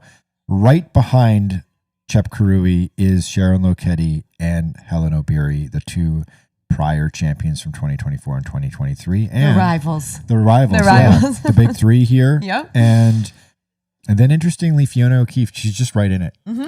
And then the men's race, we have an early slight breakaway by Yudai Fukuda of Japan. So he's a 2:11 marathoner. He ran that not long ago in Berlin this year, and here he is back in the race. So interesting. You got to think that, this guy is a 63-minute half marathoner. I wonder if he was one of those many runners who went to Berlin and wasn't quite happy with his performance given how hot the day was. Maybe he wants a faster time. He seems to be wanting to taking it to the rest of the field right now. There's a funny culture inside of Japanese athletics where the Japanese athletes love to run in the lead. We've seen that time and time again at most recently these world championships that happened earlier this year in Tokyo. And once again, we have a Japanese athlete leading here. So I don't think Fukuda's lead will last, but I kind of like that he's putting a bit of pace inside of that men's race already. Yeah. So on the women's side, we are noting that this lead group is starting to get a little stretched as it looks as though Sheila Chepkarui is pushing the pace a little bit here, but there still is contact amongst this group of, I would say, it's under 10 athletes now. It looks to be 13 if you count that little chase group. Yeah, there's sort of like, I think if they're not careful, some of the women at the back of this strung out group will turn into a chase group. And that might include people like Emily Sisson and Sifan Hassan, who are sitting on the back of that group right now and are like a good 15 to 20 feet back from Chepkarui, who is still holding on to the bottle, still pushing the pace. We talked quite a bit in our live show. We were talking about just the changes. We're talking to a futurist. We're talking about the changes the changes that we've seen in the marathon and what we can expect in the next 10 to 15 years. And that allowed for a moment of reflection where we're like, geez, like the marathon's changed a lot in the last 10 years. Think about the technology that's been injected into this sport, super shoes, of course, but then also how we approach nutrition differently, and companies like Morton that have emerged with the hydrogel technology, which allows your body to absorb more sugars without your tummy flipping out on you. And it's just a thing you didn't see as much 10 years ago. bottle stations weren't as it didn't seem as critical 10 years ago. And you'll now see athletes like hanging onto their bottle and working through their entire portion of nutrition from that bottle station for like in this case, it was like about a K that the lead women were holding on to their bottle. Instead of just taking a gulp, throwing it and continuing. Yeah. Instead of it being a sort of more of like a psychological aid more than anything, it's now like it's a pure energy strategy. And you'll see these athletes probably up to 40K taking bottles. They certainly do when it's a more challenging day in terms of weather, that they will take bottles right up till 40K. But even on a cool, crisp day like today, you will probably see even maybe the leader grab a bottle at 40K. So women's race, still kind of the same situation where it's a group of, you say 13 athletes, Alex, more or less? About 13 with it's unclear where the gap is. I find it weird when there are two lead groups that are separated by 15 to 20 meters. It's almost like, why don't they just all bunch up and run together? But it looks so far that the little split might be between, I think, Amanda Vestry, Susanna Sullivan, Fanula McCormick, and Jessica Warner-Judd are maybe slipping back a tiny bit, but this is changing by the minute here. Yeah, it looks like there's a firm group here. I'm going to count here. 1, 2, 3, 4, 5, 6, 7, 8 in the lead group now. And I can identify all of them, I believe, here. Let's see if I can do this. We've got Helen O'Beary and Fiona O'Keefe are actually now at the front of this race. We've got Sharon Lokedi sitting on O'Keefe's shoulder. Sheila Chepkarui, who was really driving the bus here on this race for the longest time, has now kind of slipped back, and she's kind of in the middle of this group, just pacing herself out here. Letting someone else do the work. That's right. And it's a smart move. Yeah. I believe it's Annie Frisbee, the American runner, who's a Puma athlete, is sitting on O'Beary's shoulder. And then right in the pocket is Emily Sisson. She's wearing a red top and a burgundy racing short. And then behind her, we've got Vivian Chariot, another Puma athlete. And then next to her is Sifan Hassan. But then still Amanda Vestry catching up to that pack. And so it is kind of quickly changing. And then we finally have a nice shot of the men not in the front, of course. Let's give respect to Fukuda here away at the top. But that's right. Crudo. Why didn't he just stick in the pack? I don't know. I think he's challenging these men to go with him, and they choose not to. No, they're going to run their own race. Although they are kind of catching up to They've slowed down caught a little bit, I think, to grab water here, but it looks like this pack is going to merge. Every other man in the race is giving Kipchoge the little tiny, we call it the respect gap, right? You know that you may not want to pass this guy right away. So they're comfortably striding behind him. Kipchoge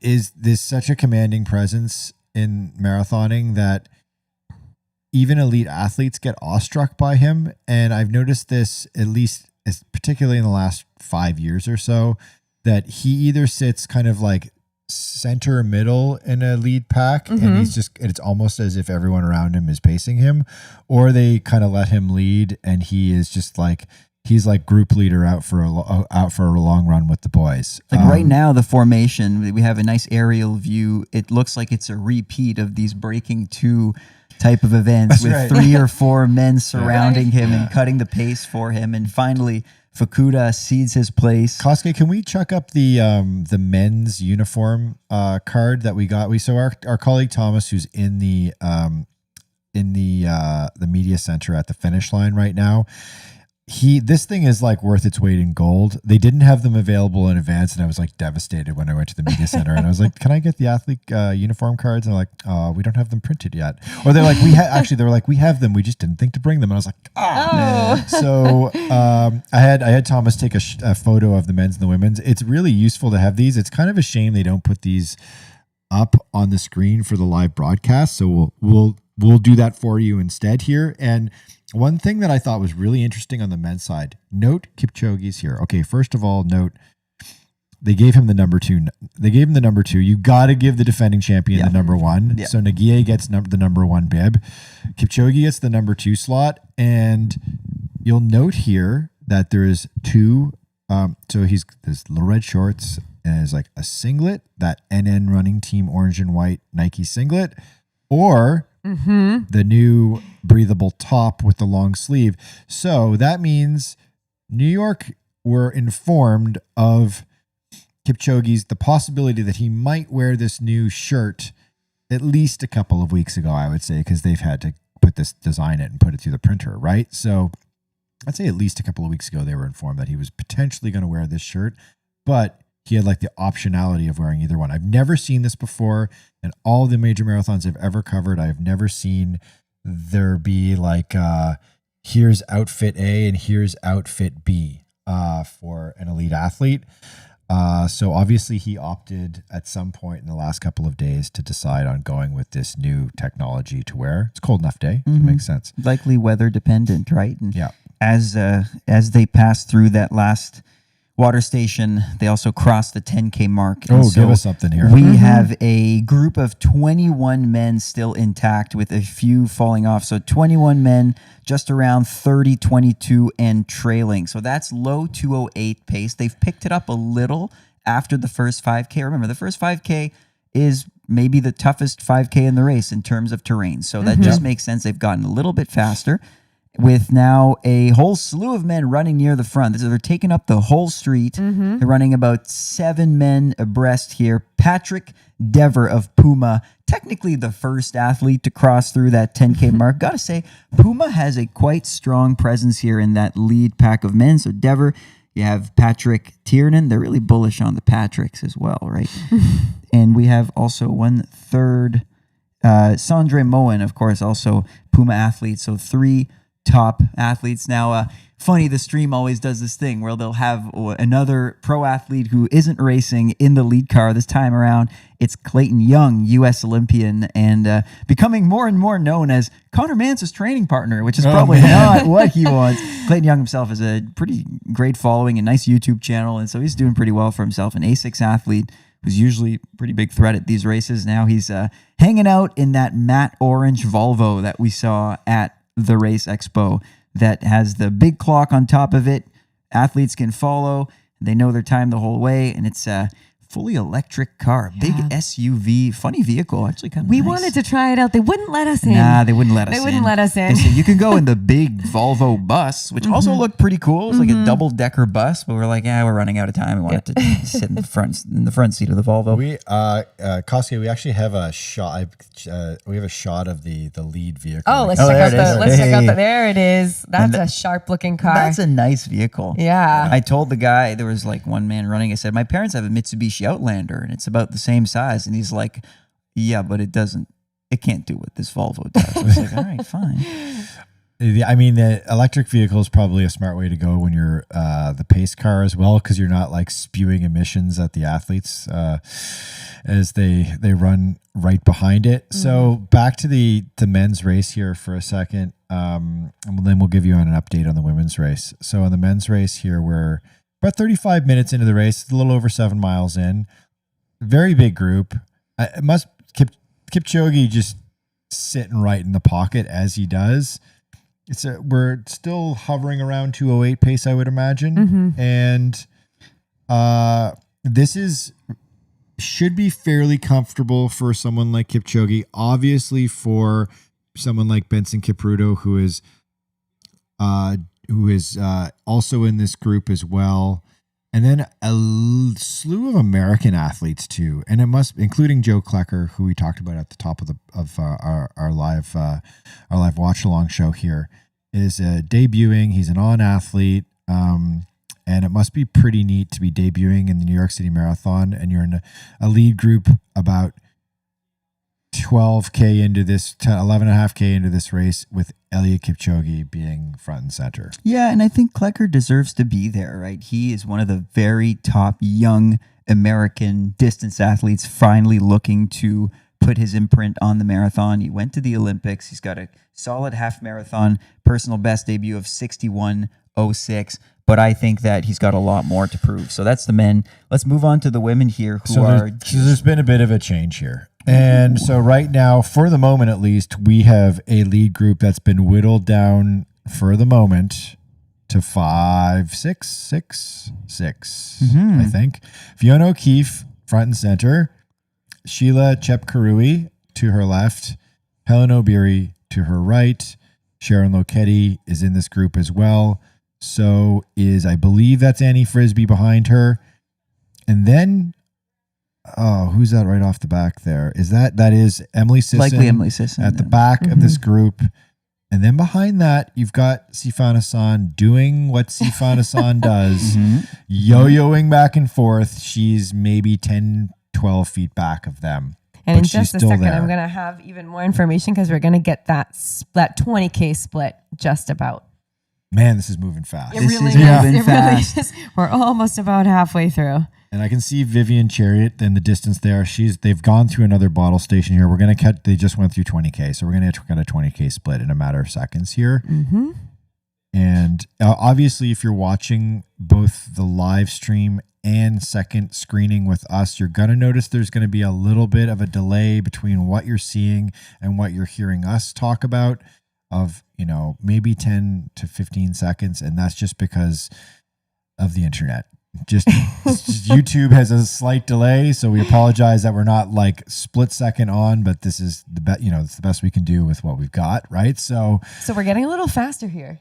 Yeah, a tad faster. All right. Yes, so we're on pace for 2:22:09. Yep. At least that's what is coming in with Helen Obiri. So just to confirm, we've got Helen Obiri, Sheila Chepkarui, Fiona O'Keefe, Sharon Lokedi, and Annie Frisbee. So they're all up in the front. They're chiseling down the time just very slightly. 2:22:31. That's the target time because that's the course record. That's that 23-year-old course record that surely can go down today because of the talent in this field.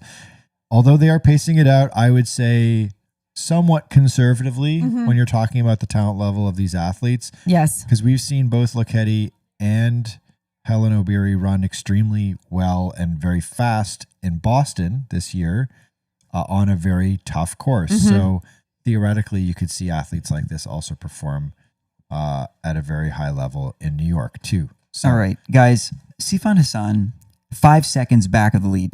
Should we worry? No. Why not? That was a very quick no. Because she's done this before. She is. Because she's done this before. And I mean, she's done this before in both cases, right? She's done this before where she has stayed a few seconds back and she has stayed back for the rest of the race. But we've also seen her come back and she's just, kind of feeling it out and running her race. So I'm hoping for the latter. I'm hoping that she's just kind of taking a breather, figuring it out, getting into her rhythm. And soon enough, we'll just see her back up with that lead pack. So getting close, we're going to get an even more accurate reading of whether or not they are totally on record pace as they get to the halfway mark. It's so close. I kind of feel that it's weird that Sifan Hassan has given Obiri, Chepkarui, O'Keefe, Lokedi, Frisbee a little respect gap because I think the best way that Hassan can run is by drafting off of especially Lokedi and Obiri, these New York City marathon veterans. I've learned to not trust Sifan Hassan's ways. She does nothing like anybody else. I get it.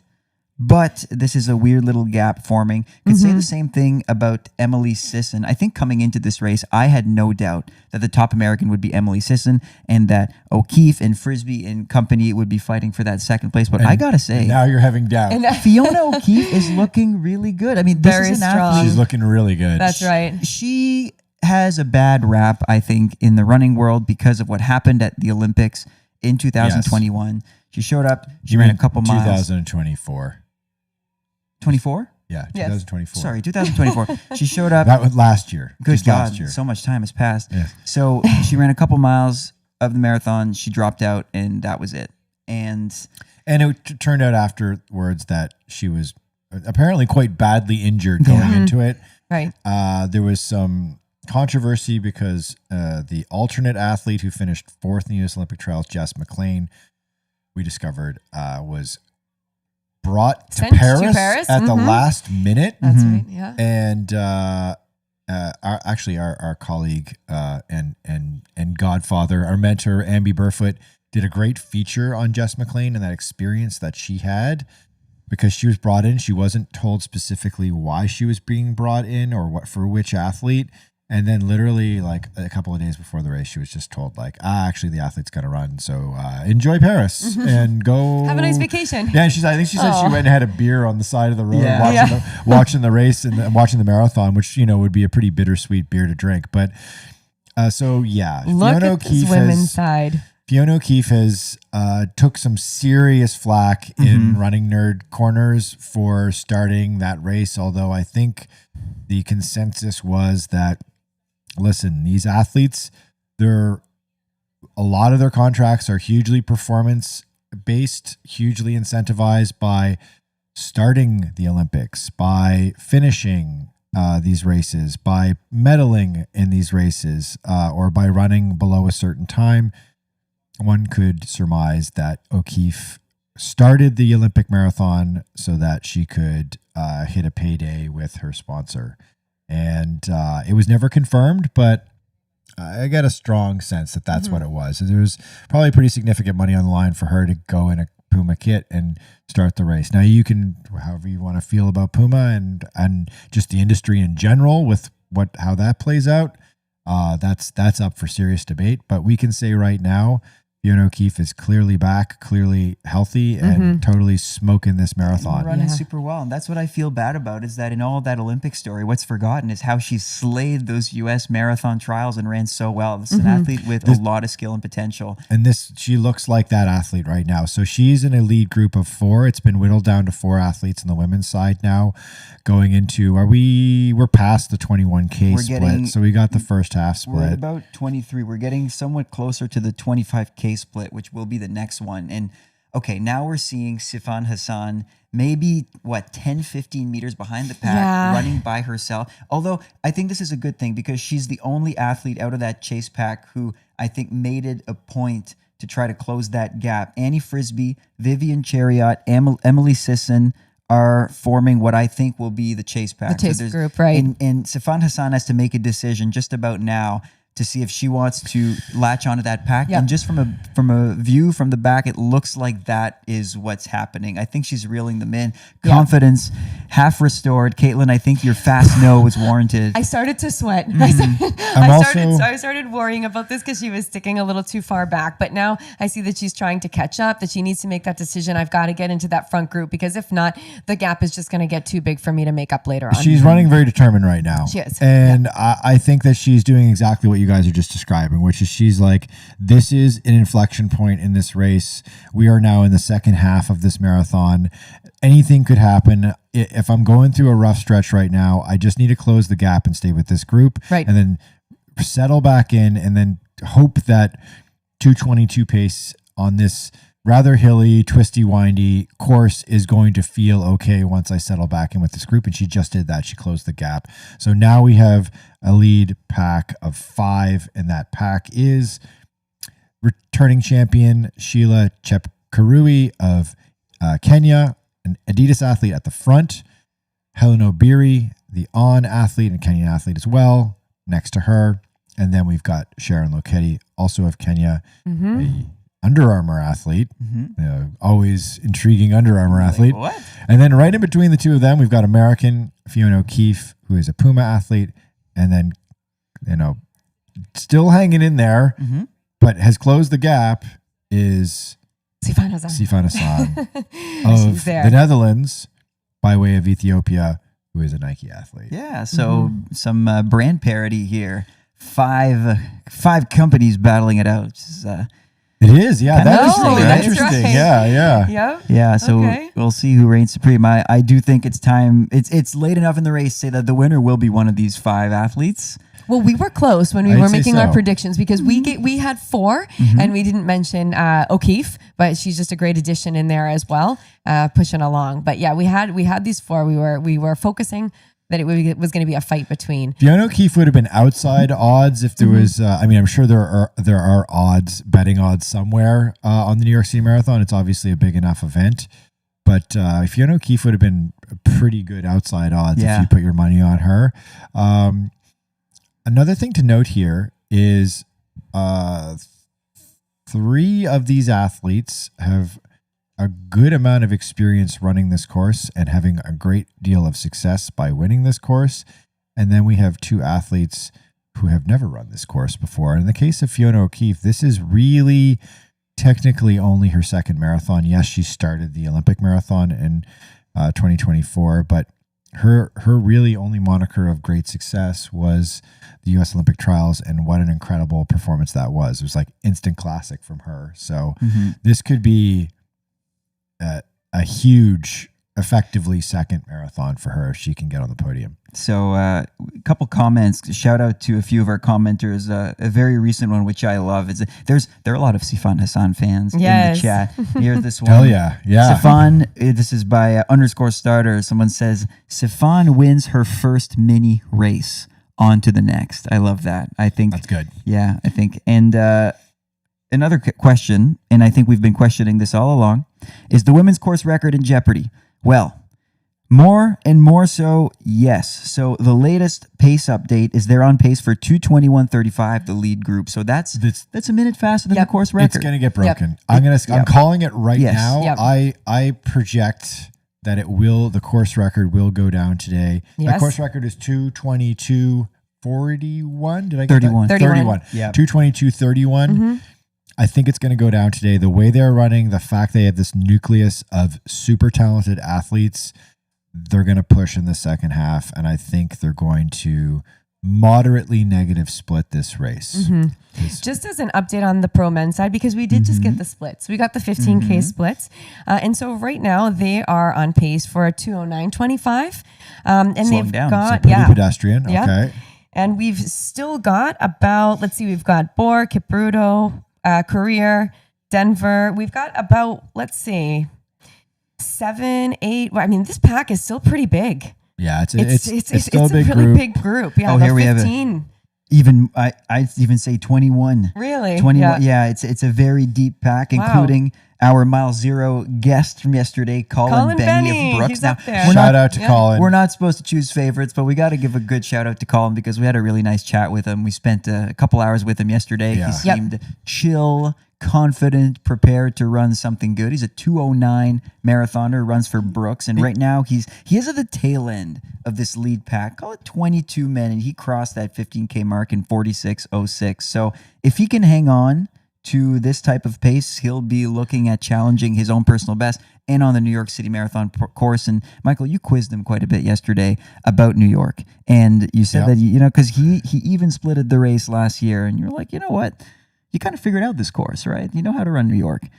His tips were that, obviously that big section where you're coming back through Manhattan on your way to into Central Park is extremely challenging, and that he's very focused on kind of bearing down and digging in that section. And he also noted the bridges are tough, in particular the Queensboro Bridge at 25K is definitely a moment where you start to realize that you're running a marathon, and this is a pretty grindy experience. Yeah. So he had a lot. He basically talked us through his experience in New York last year, how he had success on that course, because I think it was either a slight negative split or pretty much like even split, a 2:11, and came 12th overall.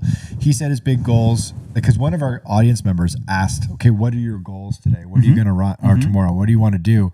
And he was forthright. He was like, I'd like to run under 2:11.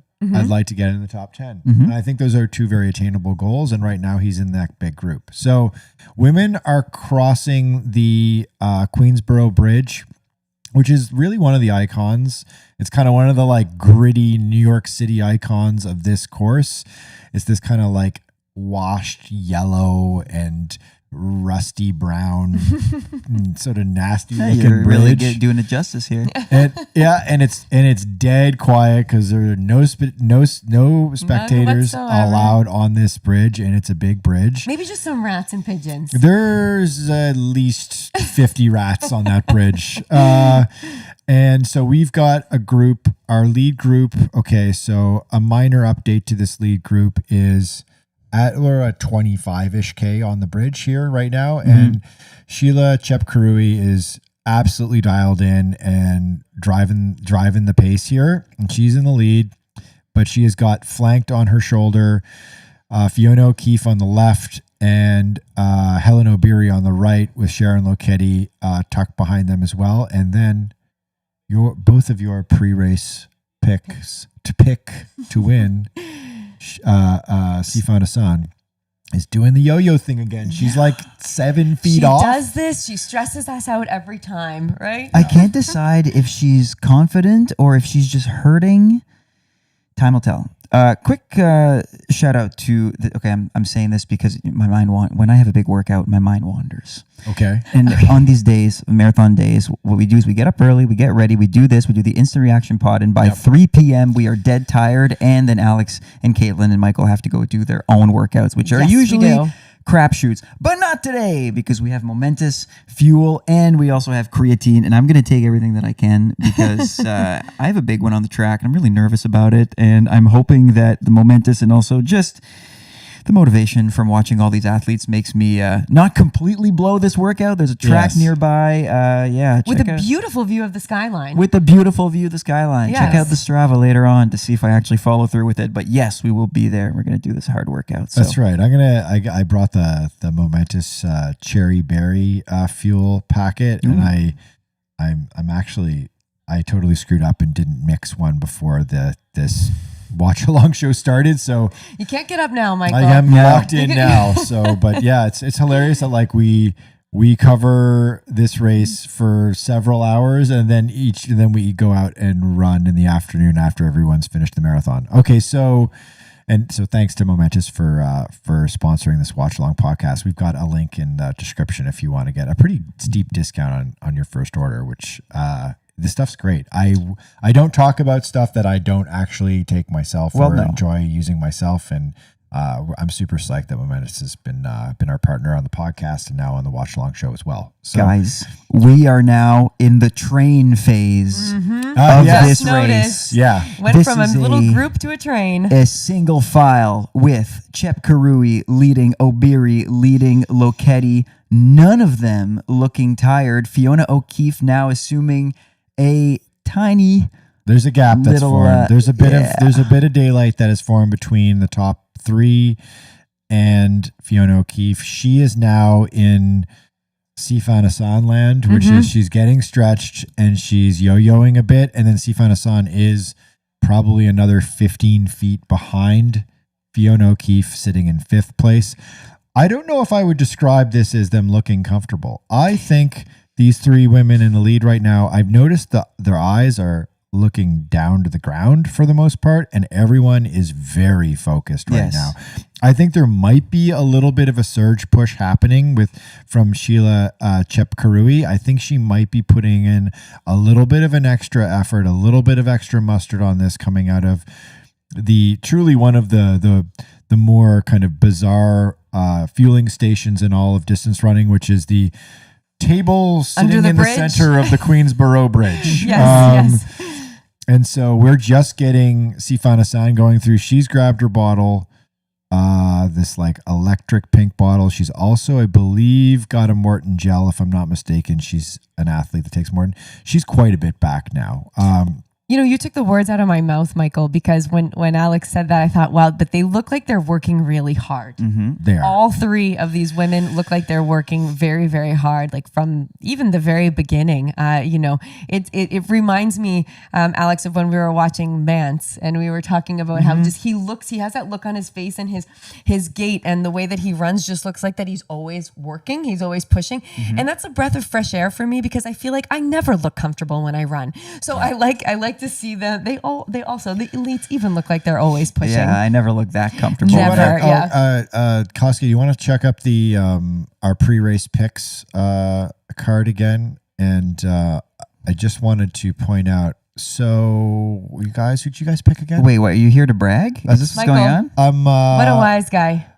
This is a little early because we're not even 30K in yet. Timestamp 10:01 Eastern time. Michael is making fun of us for choosing Sifan Hassan for the win. I am not. Okay. I am not. I am merely just celebrating my girl. Note this down, everyone. Celebrating that Sharon Lokedi is in this lead group of three, and all three of these athletes are pushing very hard right now. I will say that Fiona O'Keefe has not gone away. She's hanging back. And then in the distance, we're crossing 16 miles right now. In the distance is Sifan Hassan. It did just say she's 18 seconds behind. Will she be able to pull off a crazy comeback like she did in 2023?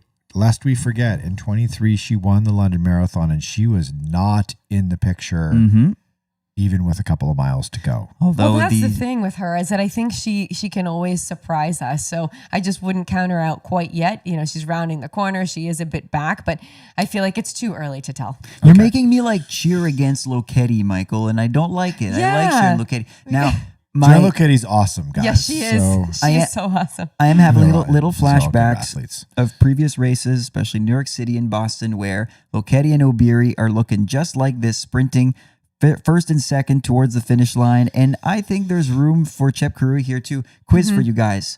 Yes. What does Kipchoge have in common with Eliud Kipchoge that could make her a huge threat to win this race?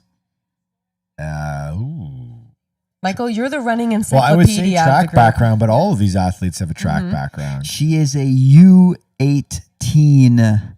She had a lot of success as an 18-year-old, I guess I will say. Kipchoge won a world medal at 18 years old in the 5,000 meters. Oh, Kipchoge won the U18 world medal when he was 25 years old. I think you have it backwards, but also you might be right. Yeah. Karui is in the 1500 U18 champion back in 2005. She's now 34 years old, but they all have track backgrounds, yes. And Obiri is not that far removed from it at all, but Kipchoge's track career runs deep and long, and she's a threat in a sprint finish. I think that speed doesn't go away. I'll give a shout out to the ESPN broadcast here, because they're actually spending a great amount of time on the women's race, which we've been doing live watch-alongs for a year now. Years and covering all the World Marathon majors, and it's a consistent criticism of the broadcasts of these races is that they don't do enough coverage of the women's side of the race, and they're doing a pretty good job right now. But you know what's really nice about New York is that staggered start. This is awesome, because the men's race, not really the priority right now. There's a lot of running to be done. The fact that it's a staggered start means that we'll be able to spend a lot of time with the women's race just right now as things get exciting.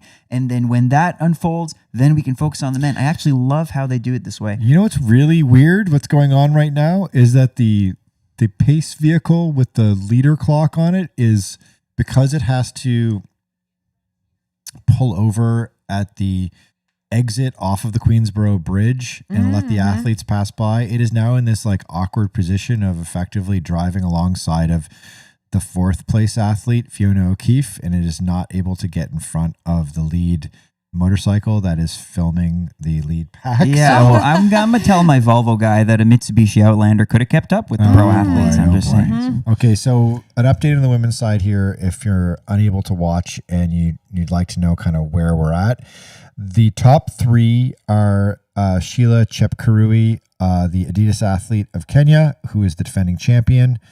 And they are running three abreast here with Sharon Lokedi, the Kenyan athlete, and also University of Kansas, K-State, maybe? I know she went to a university in Kansas. I apologize to all of you alumni of the university that Sharon Lokedi represents. But she's basically effectively been living in the United States for at least about 10 years now. So Sharon Lokedi, the Under Armour athlete of Kenya, she's in the middle. And then Helen Obiri, also been living in the United States for a long time in Colorado, is in third. And Can we just talk about what just happened? All right. Gut check time for Fiona O'Keefe. Look at that. Back up in the lead pack. I am so impressed right now. That's amazing. Fiona O'Keefe just in the last, I'd say that was a 20-second development. She just dug in and was like, I'm not done yet. I have to get with this group of four. If she ends up on the podium, that's the moment right there. That is the moment. This is exciting. And we have a split. So 25K, the women are getting faster. So this was an undertaking by Fiona O'Keefe. She caught up to a pace that's increasing and steadily getting quicker. 2:21.17 is now the predicted finish time. So a good 75 seconds faster than course record pace. Got about 17 kilometers to go, 11 miles. Still a lot of running to be done. They still have a lot of race left. And look, Sifan Hassan is still in the shot. I do not think we should count her out. She's closing as well, actually. Yeah, she doesn't. She's not going to give up. I don't wonder if maybe there was a bit of a speed shift where the top three women maybe just took the edge off ever so slightly. And that's allowing these other two athletes to close the gap pretty rapidly, because I'm seeing the trend is also with Sifan Hassan closing this gap. So she is currently in 5th place. I'd say she's probably about 20, 25 feet back, but it feels like she's closing. So she's not out of it yet. And you've got your top four of Obiri, Lokedi, Chep Karui, and Fiona O'Keefe, the American, all literally running side by side. They're all side by side. Yeah. Wow, that looks great. So about a mile ago, Hassan was 15 seconds back, according to the official splits. She's now probably 7 seconds. I'm just doing I'm counting like I just picked a little line. Yeah, she's with 7 seconds to back right now. Yeah. So we just got another men's split as well. Okay. They're on 2:10 pace. Right now, we've got Caputo, Hillary Bohr. Let's see, we've still got a pretty large group. I'd love to see it if they can pan to the men's race in a second, but at least we have the information here. Still looks like a pretty big group. I mean, about 22 men with just about maybe 1 or 2 seconds. So they've all got to be pretty close together there. Yeah. First man off the pack, Charles Philibert Bouteau, CPT, Canadian 1,500 meter Olympian, doing a one and done marathon.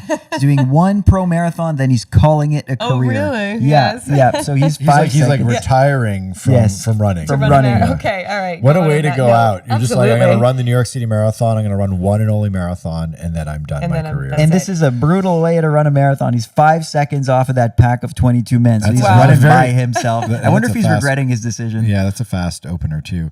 So one thing to note here. So with Fiona O'Keefe, we said she's 27 years old. She's from North Carolina. She ran for Stanford. She had this she was like the shocking performance of the first half of 2024, at least in American distance running, by winning the U.S. Olympic trials in her debut in the marathon. And she ran 2:22.10 in Orlando. I was there covering the race that day, and I can tell you right now that was not marathon running conditions in Orlando, Florida. A little warm there? A touch warm. Nice day to go to Disney World, Yep. and to get a sunburn. I'll tell you that. And that course, it was a relatively flat course, but it was very warm and humid. And that race just crushed so many athletes that day on both the men's and women's side. Fiona O'Keefe she made it look easy. She ran 2:22.10 to start her running career. Wow. So to see what she's doing here today, to be in the realm of a 2:21 race in New York, I'm not surprised. I'll say that. I'm not surprised that she's hanging with these women. But because of what sounded like a fairly significant injury in the going into the Olympics, it's really nice to see that she is resuming such a promising marathon running career so suddenly here in New York. Yep, totally. And I mean, hey, 4 women, one by one, running all together. Oh, God. At And they're 2:22. side by side. It's Yeah. always weird to see them side by side because It it just means is. no one's backing down, right? And it's like Sifan Hassan chasing this curtain of women. I just wonder why she's not running with them. I wonder why Because she's let it. Because This is what she does. the gap is the Dude. same. You know how hard? Yeah, it is the same. No, It is, it's hard. But I mean, she she's has to- been roughly at this place for like the last 5 to 7 kilometers. I think she's digging right now actually to try to close that. So just as you say that, Gritting it's her like teeth. you're prophesizing her closing this gap. Mm-hmm. I think she's put down the big effort here. There you go, Alex. You asked and she answered. There so she is. Sifan Hassan is now back with the lead group. We now have a group of 5 again. 9 minutes ago, Michael mocked us for choosing her for the win. Okay, fair enough. Fair enough. And I was she's just back in the taking my game. guys. I was taking my moment while I was there. No, okay. and that's okay. You want to back up your choice. I don't blame you for it. Oh, we have a commenter saying he's enjoying the watch along. Thank you very much. Could Michael do a forfeit, in brackets, 15 push-ups if Lokedi does not win? Oh. What do we say about Can that? I do 15 push-ups Will you do with my skinny marathoner arms? Yes, I will do 15 push-ups, not on camera, but I will do 15 push-ups for the guys. That's no fun. Oh. Because I have to take. Watch this plug. I have to take my momentous recovery. how smooth. There you 20 go. grams of protein and a nice 2-to-1 protein carb mix balance to it. I have to take the momentous product first. Thank you to Momentous for sponsoring this live watch along show. If And- we're reading comments, can I just give a quick one? Because we've got Ola, Katelyn, Michael, and Alex. Thanks so much for your great broadcast and company on another awesome watch along. Greatly appreciated. Pura vida from beautiful Costa Rica. Nice. What- Caitlin's cousin. I was gonna say, it's like, what if it's Francis, like- no, JC Francis, Tucana State. No, thank you very much. Thank you for Thanks watching. for your shout out. Yes. Oh, now it's not fun anymore. Someone says Alex and Coach Katelyn will do 15 push-ups if Lokedi wins. There we go. Fine. Yes. Fine. No. Awesome. I will. I'll do 50. Come on. Whoa, okay. Easy. Okay. I will not. I don't think I can. Yeah, it's like 50 push-ups. Challenge accepted. Okay, so we still have now, just to give a micro update here, which is basically that nothing has changed more or less in the women's race is like it's getting real here, except for the fact that they've gone from running effectively 5 abreast to kind of, they're not quite in train territory yet. They're not quite single file, but they're sort of Mini pack. 2 and 2 and 1 right now with Chep Karui in the front, Obiri, O'Keefe side by side, then Lokedi behind them, and then behind Lokedi, we've got Sifan Hassan bringing up the rear. So We should be getting another split pretty soon. Oh, 1, yes. 2, 3, 4, 5. A little less than half a mile. Yeah, and the men, we have a split for the men. So again, the coverage more so focused on the women right now because they're getting closer to their finish. The men just crossed the halfway mark, and who else but Yudai Fukuda of Japan taking his lead again? So but he's still in leading. the front. He's Yeah, still in in the the yeah. front. Fighting along. Great he's job. in the front, not so much the lead. He's in the front. There's 22 men running together. 65-18 is the official half marathon split, which means that they're well over 2:10 pace. I think it's quick, but it's late enough to say that this won't be a race like we saw last year with Tamirat Tola really taking it to the streets of New York and dropping a 2:04. He was coming off an Olympic victory, was an athlete at the very peak of his powers. I think this year we're seeing something that's a bit more conservative, but in a way that's fun because I still don't know who the top contender is. Eliud Kipchoge is running nice and smoothly, as are many Americans. Bia Simbasa, Hillary Bohr, Joe Klecker, Reed Fisher. We have 2 Boers. We have Hillary Bohr of the U.S. We have Felix Boer of France. We have a massive group here, and very international. We have 2 guys from France. I'd like to point out that Yudai Fukuda of Japan, who has been on and off leading this race on the men's side through the first half, he's a personal best of 2:11.26, which is obviously 2:11, very good runner, but he is running well beyond that right now, and that personal best is from Berlin this year. Yeah. So he's already done a major marathon this year. Yeah. So he's running on tired Berlin legs. Yes. So But it'll that be is really kind interesting of to on see. pace for him because if right now they're running at a 2:10.40. So, I mean, he's still kind of hanging in there if his Yeah. PR is 2:11. Yeah, very interesting. It's always an interesting decision to see an elite athlete try to take on 2 marathons in one season. I mean, we're seeing Yeah. that with Mr. Kipchoge here. With Sifan Hassan. Although Kipchoge and Sifan Hassan, they can do whatever they want, and I'm not going to be critical of that because who's to say they can't perform at the highest level in 2 marathons in 8 weeks? It would be an extraordinary performance. I think Sifan Hassan even just getting on the podium would be pretty amazing with 2 marathons in 8 weeks, especially 2 tough marathons in 8 weeks. Yeah, absolutely. So little nerd shoe corner. I was just going to go there. We haven't done it yet. Go, Alex. Little nerd shoe corner. I'm looking at, so we talked about the women and their shoes. The men's field, I'm eyeing Bia Simbasa's neon green shoes. They are the Asics Metaspeed Ray. I think it's very hard to tell. We didn't get to talk to him and ask him which shoe he was wearing. He said he was going to wear the Edge. There you go. The Edge. Yes, there you because go. I said to him, those are also my favorite. There we go. Yeah, so we had that in common there. Now, Katelyn and I were roaming around the expo, and we finally got to chat with a gentleman working for ASICS, and we asked him, what is the difference between the Edge and the Ray? Because we have our own takes. We've tested them. Right. I kind of have my opinion on them. He said the idea for them was that the Ray is made not for the 5K, 10K, and then the Sky Edge for the marathon, like I kind of thought. The Ray is made for the very top end elite athlete. If you are not a 2:15 marathoning man, or say 2:30 marathoning woman or faster, you might not benefit from the Ray because your little imbalances might not agree with the more mushy type of foam that it has. And the Tokyo Edge and Sky are more so for everyone else. That's kind of the divide, but we're already seeing in like the pros that some of the pros prefer the Edge and the Sky. And interestingly enough, they still have to make the shoe commercially available, because in order to qualify for World Athletics level performances like World Major Marathons and World Records and that sort of thing, they have to sell the shoe. So the shoe is available in extremely limited runs. You've got a pair, Alex. And you had that reaction where you felt like we did kind of like a blind taste test of the 3 shoes, where you ran really hard in all 3 shoes. You did a whole bunch of hard miles. We'll actually have that video up on our YouTube channel shortly after we get through New York. We'll get that edited and get that online. And it's basically like, what's the difference between these 3 ASICS Super shoes? And you ran really hard miles in each one of them. And that was kind of like, spoiler alert, you liked the Edge the best, followed by the Sky right behind, and then the Ray. And then the Ray you felt was a little bit too soft, too mushy. What I thought was that maybe I'm just not quite fast enough to fully benefit from the Ray. I was kind of on the cusp. Which means that I have no business ever wearing Let's not even that try shoe. them on. Don't bother. So we should give you a little micro update here of the women's race. Kind of a macro update, I would say.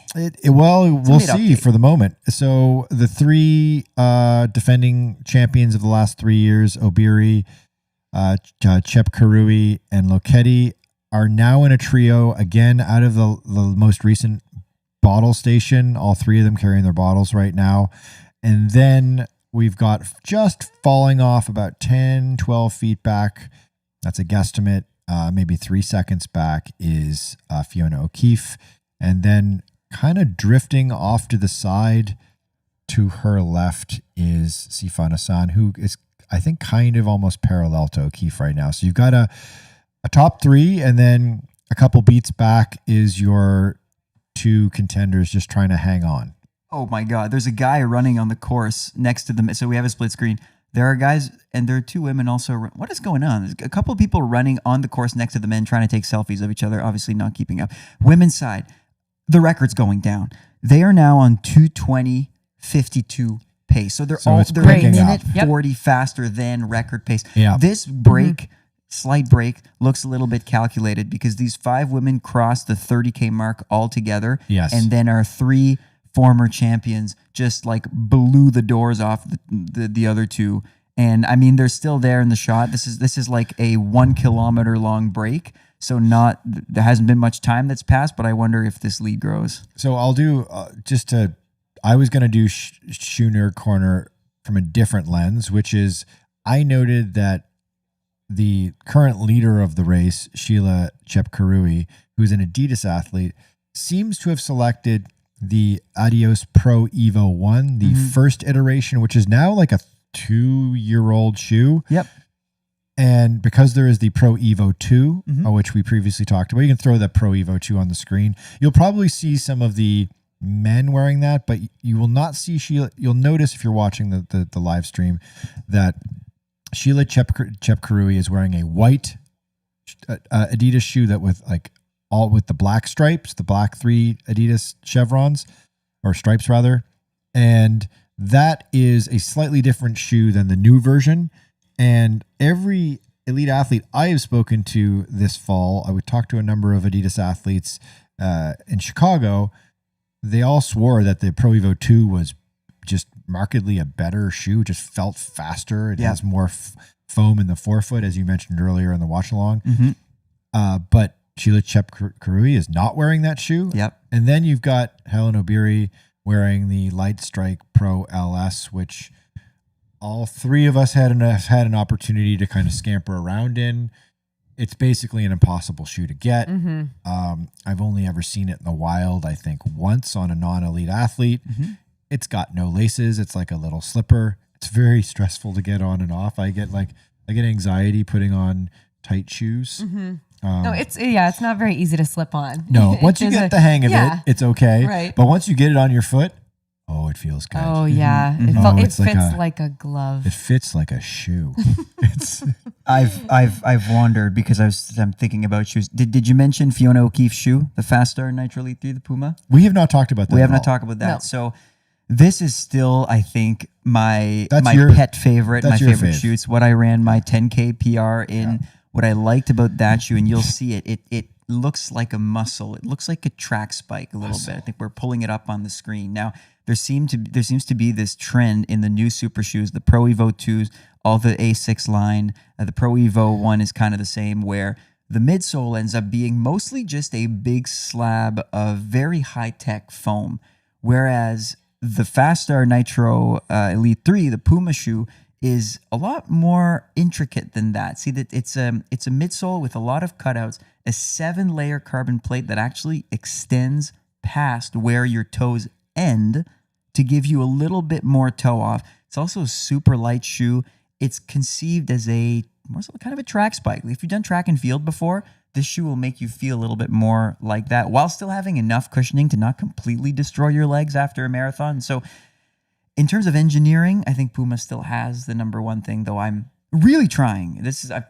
I've been bugging Adidas all weekend to try to get myself a pair of Pro Evo 2s to finally try them and review them and honestly wear them for my next race. Well, yeah, I talked to the Adidas people in Chicago. They had 20 pairs in Chicago, and then they had, I believe, 20 pairs in New York at the Expo. And I think this year they had 50. They have 50 in total and different sizes. That's right. Yeah. Well, you tried them on, Alex. You tried them out. Yeah, you loved them, of course. No, they told me. So I talked to a lovely employee of Adidas, and he was not 100% certain. So I'm not going to quote him on this, but he had the sense that they make them in SKUs of about 500. Yeah. So on the women's side, we can give you a little quick update here, and that is that we have seen, speaking of Puma, we have seen Fiona O'Keefe continue to fall off the pace here a little bit, as well as Sifan Hassan, and it appears that it's down to a 3-woman race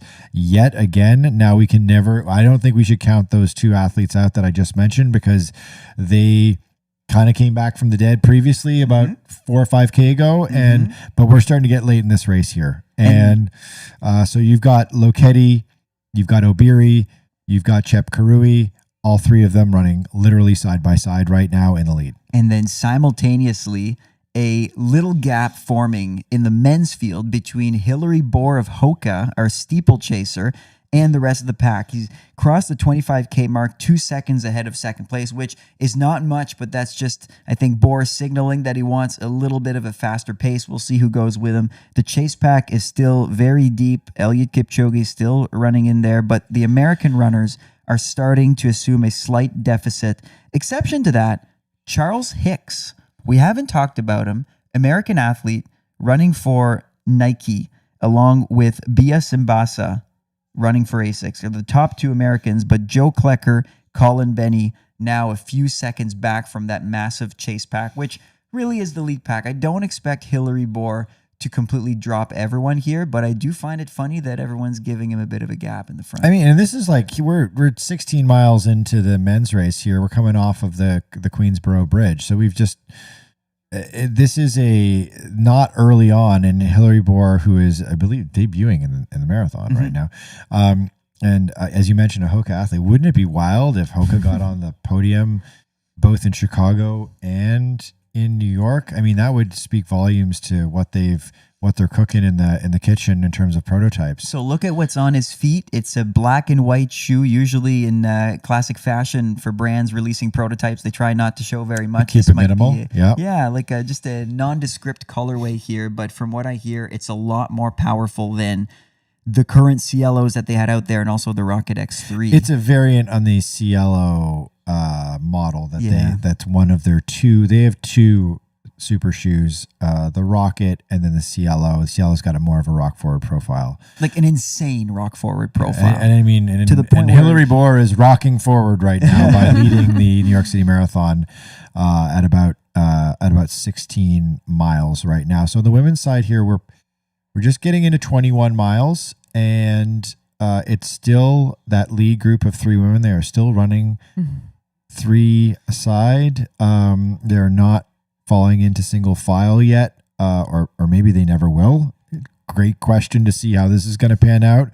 This is so cool because it is the 3 past champions just going at it, duking it out. Yeah, I mean, I hate to be cliched and use the boxing metaphors with the marathon because it's just like, it's so played out, but at the same time, it does sort of feel a little bit like a boxing match. That's Listen, exactly what they're doing. Listeners, sorry, we've been going way back and forth with women and men the last 3 or 4 minutes, but this is warranted.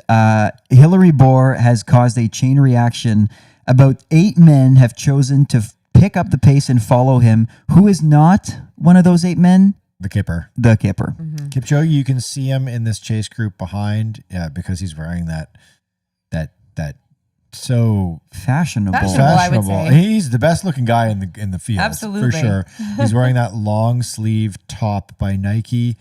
So he's pretty easy to identify because he's the only athlete I think I can see in the entire field who's long sleeve today. And but we've got a lead group now that is broken away. Yeah. We have Patrick Dever in there of Puma. We have Albert Courier of Adidas, who has won the New York City Marathon in 2021, I believe. B.S. Mbassa of Asics, Benson Kipruto of Adidas. So you've got some some legit guys in this lead group, and this is late enough in the race where if that chase group isn't careful, these guys will get away. Yeah, they really look pretty far ahead. I mean, I know the angle can be a bit deceiving, but it looks like they really pulled ahead. They're 15, 20 seconds ahead right now. And so you've got some of the pre-race contenders in there. You've got Kipruto, Albert Courier, who doesn't have a sparkling fast seed time at 2:06. He's still won the race in the last 5 years, so he is not someone to be trifled with. And then you've got a couple of intriguing figures, including Hillary Bohr, who's debuting in the marathon, and Simbasa, the American athlete, who is a phenomenal 10K, 5K runner, but has also run a 2:06, so he's no slouch either. He's in that league group too, so he could get pulled along to doing something special today if he's able to handle this surge in pace. We should note that the chase group, which is being steered by Eliud Kipchoge and Sondre Moen of Norway, is a group of 8 athletes with a couple trailing behind. And yeah, the men's race is starting to unfold here. It's starting to show us what the sort of narrative is going to be in the next 30 to 40 minutes time in terms of how this is going to shake out. So I'm afraid to have to do more push-ups here, but Abdi Nagiye is falling off, the lead group, but he's falling off the chase pack. This is not looking good for my men's pick. Oh boy. Okay, I'm going to fire up my arms. Doubling up on push-ups. I will note that Matiso Munoz is in the league group. Matiso Munoz is in the league group. I didn't want to mention it. I didn't want to, pump the ego quietly anymore, Michael. But fire up the momentous creatine for you and I, because it's looking like we might have to use our arms today, along with our heads and our legs. So women's side. Yeah, we are we're in 0.3 miles. We're going to get another update on split. So I'll be there for you with that information. But we've still got the three in the lead. So, yeah, we've got Sheila Chepkarui. We've got Sharon Lokedi. And then sitting just slightly behind them, kind of in the pocket right now, which is probably a pretty smart place to be. Yep. Is Hellen Obiri. So you've got the 2024 winner, you've got the 2023 winner, you've got the 2022 winner, all side by side effectively. Well, 2 and 1 right now. So nothing has changed at the front there. What we will get when we get that split is an update of how far back both Sifan Hassan and Fiona O'Keefe are. So an update for you. If you're just joining us or you're unclear as to where everyone's at, we've got our top 3. It's pretty well defined right now. And then several seconds back at this point, we've got Fiona O'Keefe, the American, and Sifan Hassan, who is the Sydney champion, the Olympic champion, the London champion, the Chicago champion, the multi-time Olympic champion on the track. She is back probably in either 4th or 5th place, but we'll get an update in a couple seconds as to where she is exactly. 35K split. What do we got? Any second now. Any I'm refreshing the splits yeah, here. exactly. I know We they're will there get now. the 35K split any moment That's here. So exactly we get a sense of what like we're what doing. their pace is, whether they've increased their pace here or whether they're just holding firm and the overall pace has been a little bit too much to bear for O'Keefe and Sifan Hassan to stay with them. We'll get an update on that in a second here. But I will say it's feeling more and more like a certainty that the women's course record is going to go down today. That's an old course record. It's 22 years old or 23. What's from 2002 or 2003? 2003. So they're at a 2003. 20. Okay, so coming through that 35K, we do have the first 3 at least right now with the 2:20:48 Okay, so estimated finish. Yep. Okay. So they haven't picked it up. No. They've just held. And now we're going to get to see just how far behind Fiona O'Keefe and Sifan Hassan are. So Still refreshing. Still refreshing. So Fiona O'Keefe, we have at 38 she's back. seconds behind the lead group. That's a big break. So she's- 38-second gap at this stage in the race is a lot to cover. Yeah, almost too much. Yeah, and that's not to say that one of these top 3 women can't shoot out the back if things get even crazier and suffer badly and fall out of the podium spot. That's true. It happens. Well. That happens, and yeah. it happens semi-regularly in these championship style races when you don't have pacers and you get surging. But at least for now, it looks like a lock for the podium for now. And Sifan Hassan, a minute and 7 seconds So Sifan behind Hassan right now. is falling back. She's in a firm 5th place. Yes. A minute and 7 seconds back from the lead group, and that puts her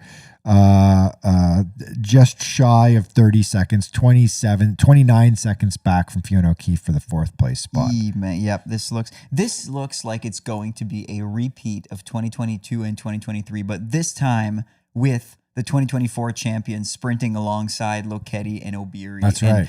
I think this is going to be huge because just those 2 athletes, they make for great TV running alongside each other because a lot of runners do kind of like each other despite being competitors. Absolutely. Not Lokedi and Obiri. I think that they're bitter rivals. They don't want to talk about each other at the press I was going to conference. say, No, they do not. Have you guys asked about? I've spoken to Obiri before. I've never spoken to Sharon Lokedi.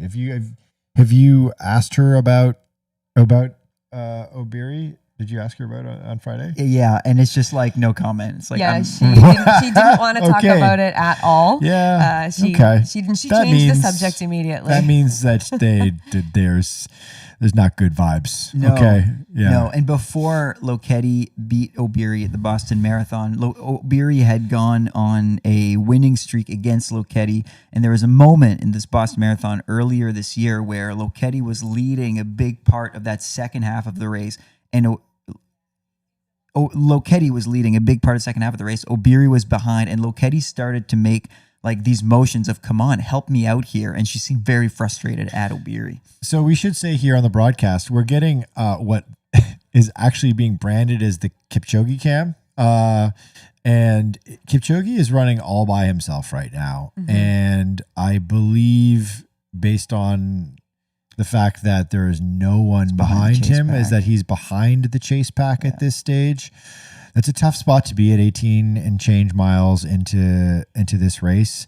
That means that you're going to be doing the bulk of the tough running, maybe on your own. And this is a place where Kipchoge's found himself in the last few major marathons that he's run, where he's fallen off and had to kind of grit it out on his own, and find motivation, find meaning, in that last 10K. And who better to do that than the Kipper? He's kind of Mr. Meaning himself. Exactly. He's the master of the mind, and he did really well. We should note that he did really well in this situation in London, where, yes, he fell off the lead pace, where Sebastian Sawe blew that race out of the water in the last 10K.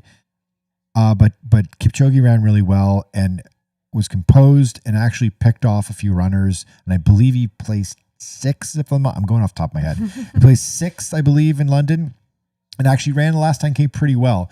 So let's hope for his sake. It's his last marathon of his career. Let's hope that he finishes it strong. He did show a little smile on his face. There's a lot of crowd support out there right now. So, and he's just 6 seconds behind the chase pack. So this is not insurmountable. That's right. So on the women's side, there has been no movement when it comes to the top 3 women. We still have the same 3 women, although they've shifted around a little bit in terms of who's taking the lead here. Sheila Chepkarui, who's done a lot of the pacing of this race. Yeah, she's been out front most of the time. She is kind of in the front, and we've got a little kind of V forming here, where Obiri's on her right shoulder and Loketi's on the left shoulder. I don't like doing body language check. I don't like doing like who looks the most comfortable, who looks like they're struggling, because I'll say right now, Obiri, for example, her style of running, she's like a slashing and dashing runner. She always looks like she's working super hard. So it's really actually tough to evaluate how comfortable or not she is in a marathon, because she's always kind of like, she's got a lot of arm action to her run. And so I don't know. I think if you're watching along right now, I think this is like poker face from all 3 of these women. It's very difficult to know. I would go ahead and say that Loketi looks the most comfortable to me. I agree. If I had to choose, that's who I would choose. I was going to say the same thing. There's 2 ways to look at it. There's the body language, which is, it's tough because strides are different, but I like to look at athletes in the face and see how they look. And Loketi looks very calm. Yeah, she does. We now have a 30K split for the men, and it is now a decidedly 8-person lead pack. Albert Career of Adidas, first one to cross it through, but there are 8 guys running really close to each other. So Career of Adidas, Kipruto of Adidas, Kipchumba of Adidas. So 1, 2, 3 Kenyan athletes all running for Adidas. Hillary Bohr still with the leaders, running for the States. He's probably America's best chance at a podium, along with Bia Simbasa right behind him, running for ASICS.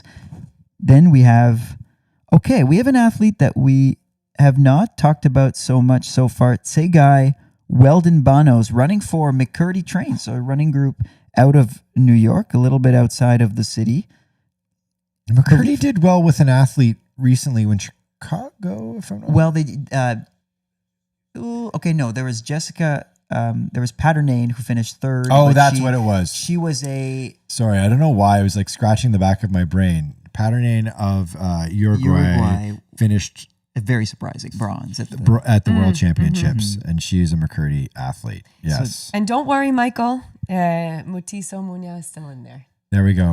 My pre-race pick. Your pre-race Alexander pick is Mutiso still. Munya. Yep.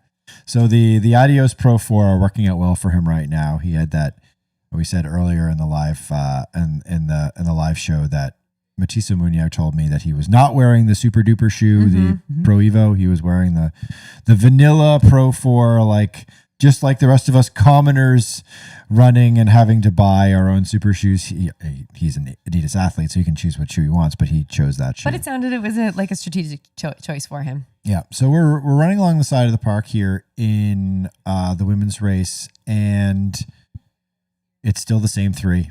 We're 23 and a half miles in. Yep. We've got, so I can give you an update here that Fiona O'Keefe is exactly 1 minute off of the top three at 23 miles. So we got to split about, just under about 800 meters ago. And so she's about a minute back. But And she's still Sifan in So Hassan she's is losing, too. and Sifan Hassan is too. Yep. So she's losing a bit of time here from the leaders, but she's holding her spot at fourth place. She's got the sunglasses up right now, and she's working really hard. Really hard. Again, I don't Yep. like saying that. I don't like looking at form and trying to be predictive of what someone's capacity is in a marathon, because form is a very deceiving thing. But Yep. comparing her previous form, and I've watched her race live at the Olympic trials, and her form looked pretty even throughout the Olympic trials, and her form is shifting now, and she's just got she's doing a lot of work. I And can the tell. sunglasses are off. It's off. tough. But listen, this is her first major. She's well ahead of Sifan Hassan. She's in fourth place Yeah, in New York she's City in Marathon. fourth Like, place. it's Running an Things are amazing. going well. amazing Things are going marathon. well. You got to She remind needs- yourself of that. It's like, this is good. Yeah, this this is is really very- good. Yes. And she needs to hold on. We're going to get a 40K split in not long. They're about a mile and a half away. I am really looking forward. This is exactly the sprint finish that we were asking for, and it's coming, guys. Nobody this is is so conceding. exciting. Yeah. And this So- is three runners who can throw down. Yep. As you said, Alex, Sheila Chepkarui, she has got a track pedigree from a very early age as a junior talent and a junior medalist. And then, of course, you've got Katelyn O'Beary, who was, if she would have retired from, when Helen O'Beary finished her track career, if she would have retired from the track, she would have been considered really kind of one of the all-time great Absolutely. runners in history.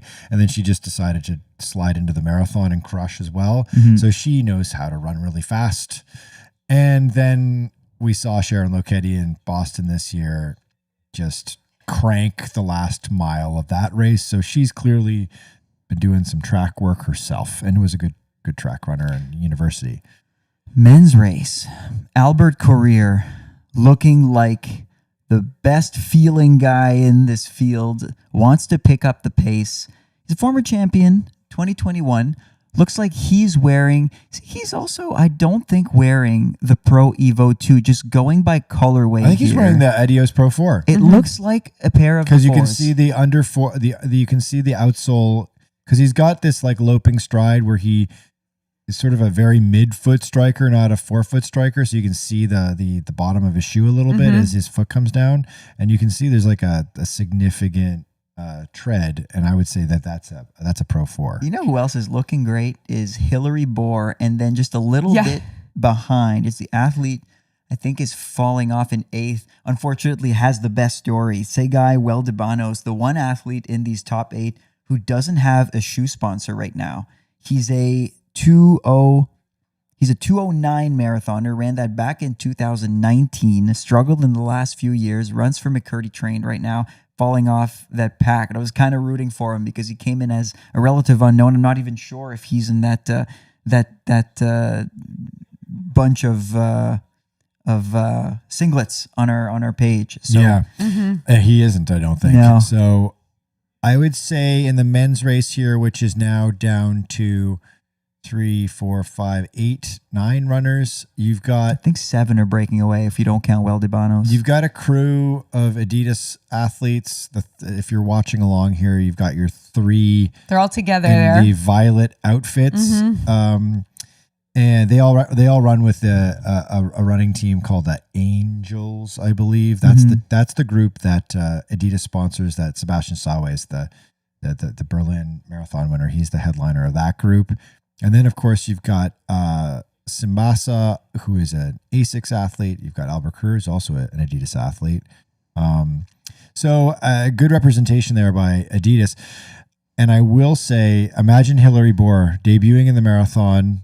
Look at He's him. in this group. Yeah. He looks very comfortable. He does. Is he like chatting with the guys next to him, being like, this marathon thing, what's the big deal? It's not that hard. We're 20 miles in. I'm feeling pretty good right now. Looking so comfortable. And really same with Patrick Dever of Puma. It looks like he very much belongs there. Okay, so I'm going to go switch back to the women's race here because like it's getting real. We're down to the last minutes of the race here. So we're going to focus on the women's race, and we'll come back to the men's race in a second. So Sharon Lokedi is in the front. We have got all three athletes. They are single file right now. Lokedi is in the lead. We've got Hellen Obiri sitting right behind her, so close to her you cannot even see Obiri in the shot half the time. And then now we've got, it was 2 feet, now it's 3 feet, now it's looking like it's 7 feet. We've got Sheila Chepkarui in third place, starting to struggle, starting to fall off. So Sharon Lokedi is right now in the lead, but you can never count out Hellen Obiri, who is right on her shoulder right now. Though I think this is becoming a 2-horse race. You see Chepkarui's form slightly angling upwards. I think this is a significant break. Yep. And so we're cruising through the park here. We are in, we're in the last moments of this race right now.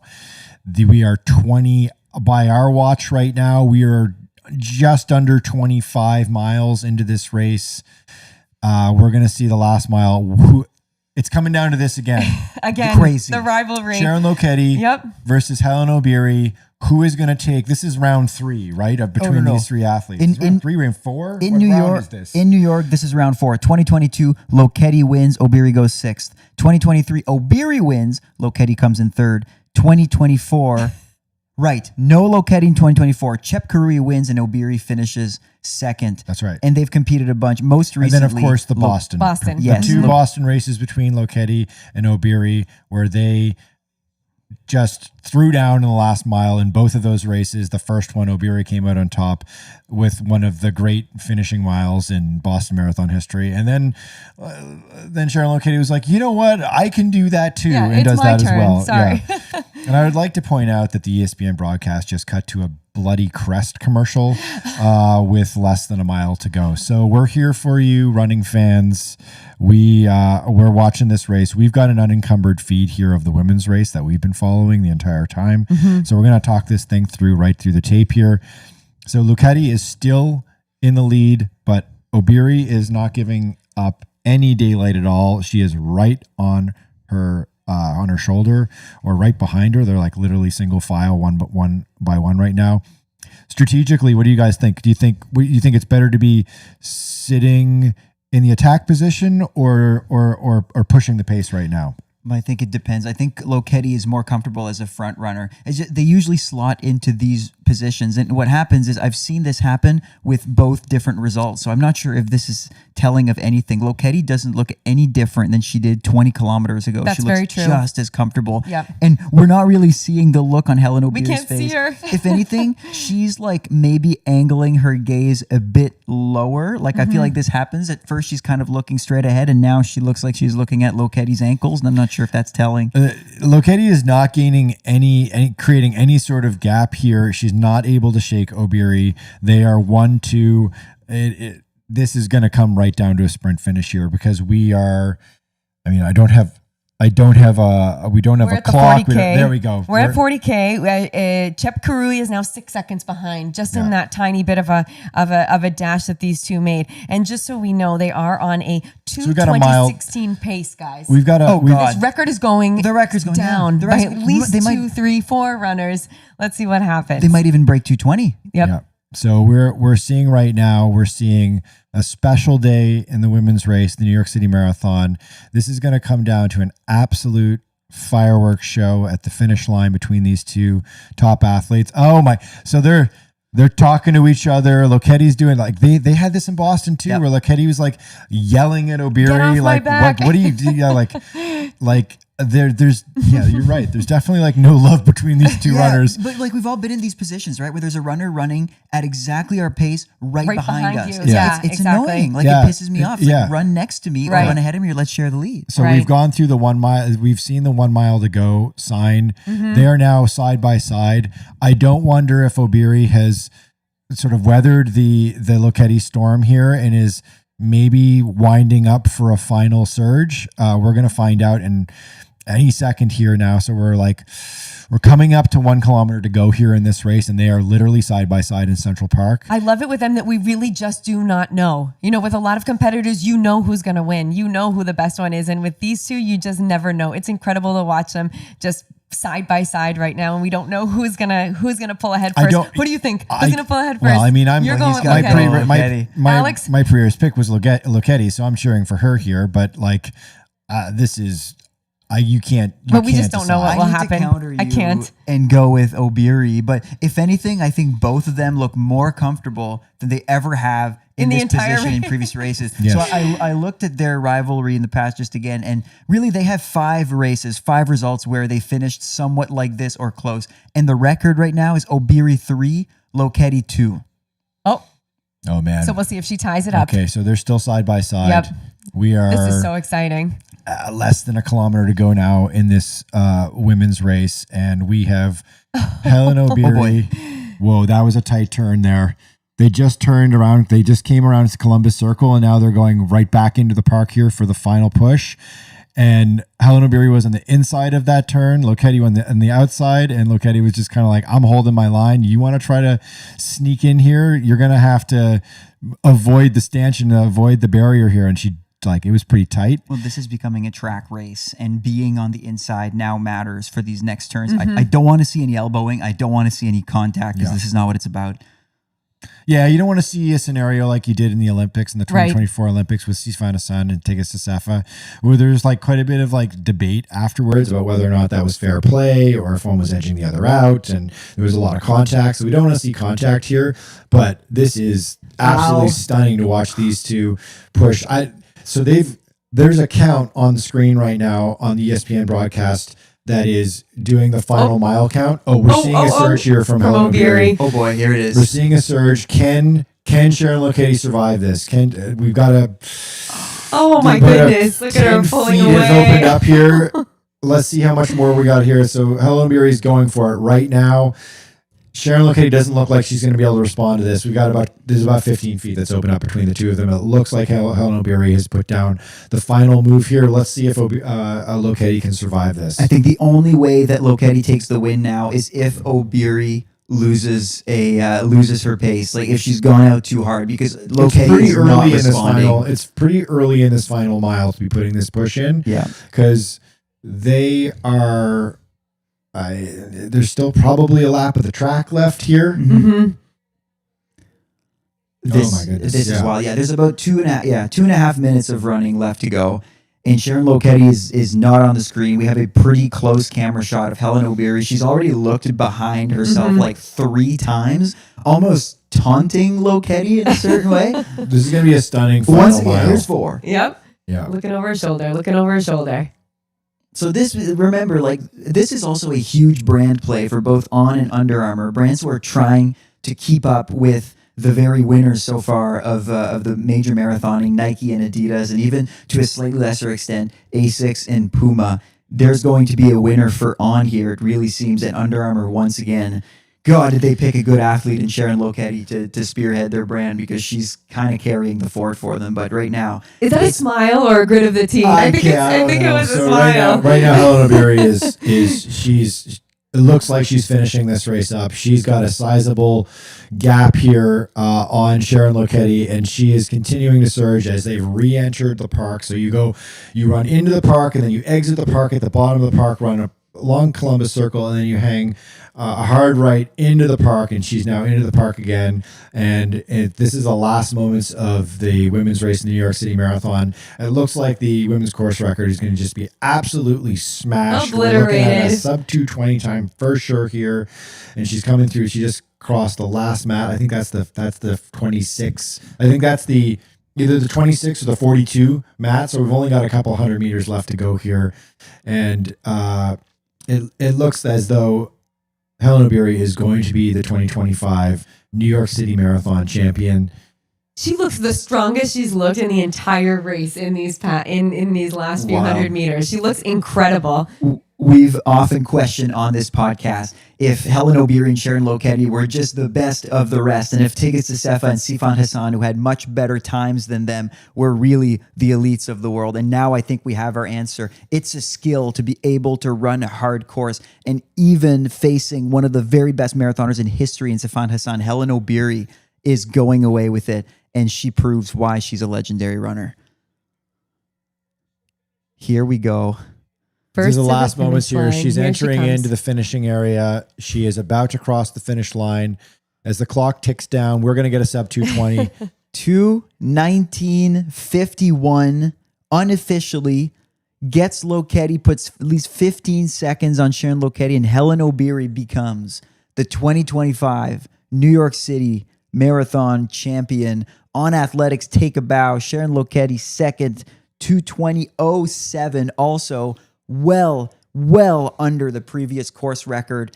2025 is going to go down as a historic year for the New York City Marathon. And we've got Sheila Chepkarui, who really led most of this race and defined the big part of the first part of this race. She finishes in third, so she's your third place finisher on the podium.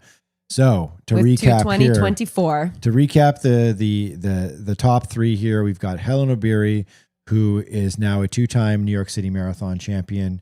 We've got Sharon Lokedi, who is now placed second in the New York City Marathon after winning the New York City Marathon a couple of years ago. She is the second place finisher, with Sheila Chepkarui coming in third. And we got Fiona O'Keefe. She's going to be your fourth place finisher. She's not far behind. So she held on in the end here. She's going to come in with a low 220s time. She might even sneak under the previous course record, would just be like absolutely phenomenal. I mean, she's going to be very close to that at least. She is in the park right now with a few hundred meters left to go. Well, we've got some incredibly emotional sights of Helen Obiri. She was hugging one of her kids. She was hugging one of her, I think, one of her family members, perhaps a parent as well. She's extremely emotional. Definitely tears on her face right now. She's like on her knees right now at the finish line. So we've got a couple hundred meters left to go for Fiona O'Keefe, who would be easily the top American in this race. She will take fourth place. She's got it sewn up right now.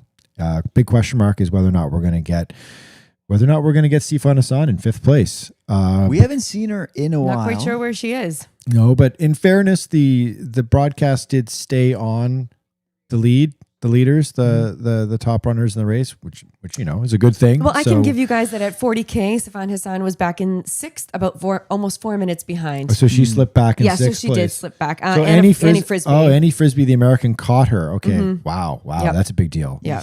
So good one for Annie Frisbee as well. Look, 2 Americans in the top 5, maybe, if we're not speaking too soon. Neither of them being Emily Sisson, would not have predicted that. Mm-hmm. So Fiona O'Keefe here is coming into the finishing chute. She will run just over the previous course record. Yes. She's going to finish in fourth place in the New York City Marathon, and really just her second completed marathon, third marathon start ever for the 27-year-old from North Carolina. She is going to finish in unofficially 229. My brain's fried. 221, 222, 41. There we 49. go. Thank you. Here's a $50,000 check for Fiona O'Keefe, fourth place overall and top American. There you Pretty go. good Wow. day. That is 50 grand on top of, she's puking. Okay. Yeah. Okay. She left it all out there, including what she ate for breakfast. Cut to the Crest commercial. Yeah, exactly. Yeah, exactly. I noticed that toothpaste companies have been putting in a big push in marketing at marathons lately. I'm like, why is that? It's it's because you puke at the finish line. Yeah, okay, so it's looking like we're going to be getting. Is it Annie Frisbee coming in fifth place? That's what it looks like. She is working really hard right now. Mm-hmm. Another Puma athlete, fourth, fifth for Puma. I mean, very good day for that brand, representing an incredible super shoe. I think it's undeniable that the Nitro, the Faster 3 is an incredible shoe, but these are incredible athletes that they're also selecting here, right? So they put together a really good team, and Annie Frisbee is going to run. You got to imagine this is the race, the marathon of her life so far. This is a nice breakthrough for her. 5th place in New York is a huge deal. She finishes in. We'll get the official time. 2:24.12 unofficially. So you got 2:24.12 for Annie Frisbee. Mm-hmm. That's a strong finish on a tough course for her, and an incredible place for her, as well as 5th place. And then we're gonna get Sifan Hassan, arguably the pre-race favorite, coming in. She's just hanging on to 6th place, if I'm not mistaken here. Yes. In 2:24.43. 43. Yeah. So tough day at the office for Sifan Hassan. I am going to stick with the fact that, well, not stick with, because I did think that she was going to win, but that she is probably still a little tired from Sydney. I would imagine. I would imagine that could be part of and it, right? Jessica Warner-Judd of the UK grabs 6th place, if I'm not mistaken. 7th place. 7th place, yep. if I'm not mistaken. Sorry, 7th place in 2:24.45. She was really hot on the heels of Sifan Hassan. Almost caught her there. And Emily Sisson has come through now in 8th place at 2:25.05. Wow. So surprising where Emily Sisson places vis-a-vis top Americans. She is the 3rd American to cross the finish line. And I mean, what a great day for Fiona O'Keefe. Obviously, what a great day for Puma. And what a great day for On Athletics too. Jeez. I mean, they've just put up another win in that crazy slipper that they designed. Yeah, but on the men's side, Yeah, we've got to jump back because it's all Adidas, ladies and gents. And it's not only is it all closing it up. Adidas, but I think these might be 3 different Adidas shoes going 1, 2, 3. So It is. Michael, our 2 guys are up there. That's right. Oh, guys, Shoulder rub it to in. shoulder. Rub it in. Munoz And Kipruto. is side by side with Benson Kipruto, the 2 Adidas athletes, and they are right now leading this race with Albert Carrier, the 2021 champion, just a step behind. There's a bit of a gap forming with Carrier and a 4th athlete who I think is a Puma athlete who I'm not. That's Patrick Dever running in. Patrick Dever's in 4th. Wow, he must be he's in a happy spot right now. He's the Fiona O'Keefe of the men's race, I think, if so to speak. He's now in the top 4, running super well. This could be a career best performance for him, considering the depth of the men's field. I would have put Patrick Dever definitely a top 20 or top 15 pick, but certainly not my pick for 4th place. So he's running quite well. They're also showing Kipchoge on screen, the GOAT, and he is in 17th place right now. Good for Kip. Yep. You're going to see him finish strong. Yep. And I'm sure that for Kipchoge, the urge to just slow it down and start waving at the crowd and take it all in is there and huge, but that just wouldn't be him. I think the way that he has to end his professional career is by going hard until the end. So good to see him going here. He has slowed down considerably, but he's focused, and I think he's trying to finish it as quickly as he can. I will say this about Eliud Kipchoge: even when he falls off the pace and has slowed down, and is not having a performance that fits the measure of what he's capable of doing, he still looks great doing it. He's got like the most efficient stride he is ever. The most elegant, best looking runner that I've ever seen. Like, it's just so graceful the way that he runs. I will note, I think there was a shoe on the course. Is that what that Central was? Park? Yeah, it looked like it might have been a green Adidas Adios Did one of the Pro. women lose a shoe? I'm not sure. Oh Yeah. my goodness. Because a fan would not just throw an Adidas Metaspeed Edge onto the course. That's a weird thing. Maybe a pizza, but not an Edge. Yeah. 2 men now. This is a 2-horse race. Oh, Michael, Alexander here we go. Matisse Munoz, Michael's pick, 2:03 athlete, won London in 2024, bronze in London this year earlier. Peak of his powers, Benson Kipruto. Quietly, athlete. Yes, Katelyn, credit where credit is due. My athlete until this morning, and I flip-flopped. I'm just losing today, man. I'm losing all these. So also a sneakily excellent World Majors marathoner. He's got wins in Boston, Tokyo, and Chicago. This is his first New York City. Guys, if Benson Kipruto wins, he will have victories and gold medals in 4 different majors. Yep. This is getting to be a pretty rare territory. Like maybe not GOAT territory, because Eliud Kipchoge has won. Actually, before before this race wraps, Koski, why don't we throw up the Kipchoge, his wins? It's just an incredible. He hasn't won more than 4 because he has not won. He's won London, Berlin, and Chicago, and Tokyo. He has won 4. So He has won 11 World Marathon major races. You start contemplating like, oh, Benson Kipruto, if he wins this, he wins 4. He's won the hard majors. He's won Boston. Maybe he's got an argument for being the greatest of all time. And then you look at Kipchoge's resume, and you're like, okay, never mind.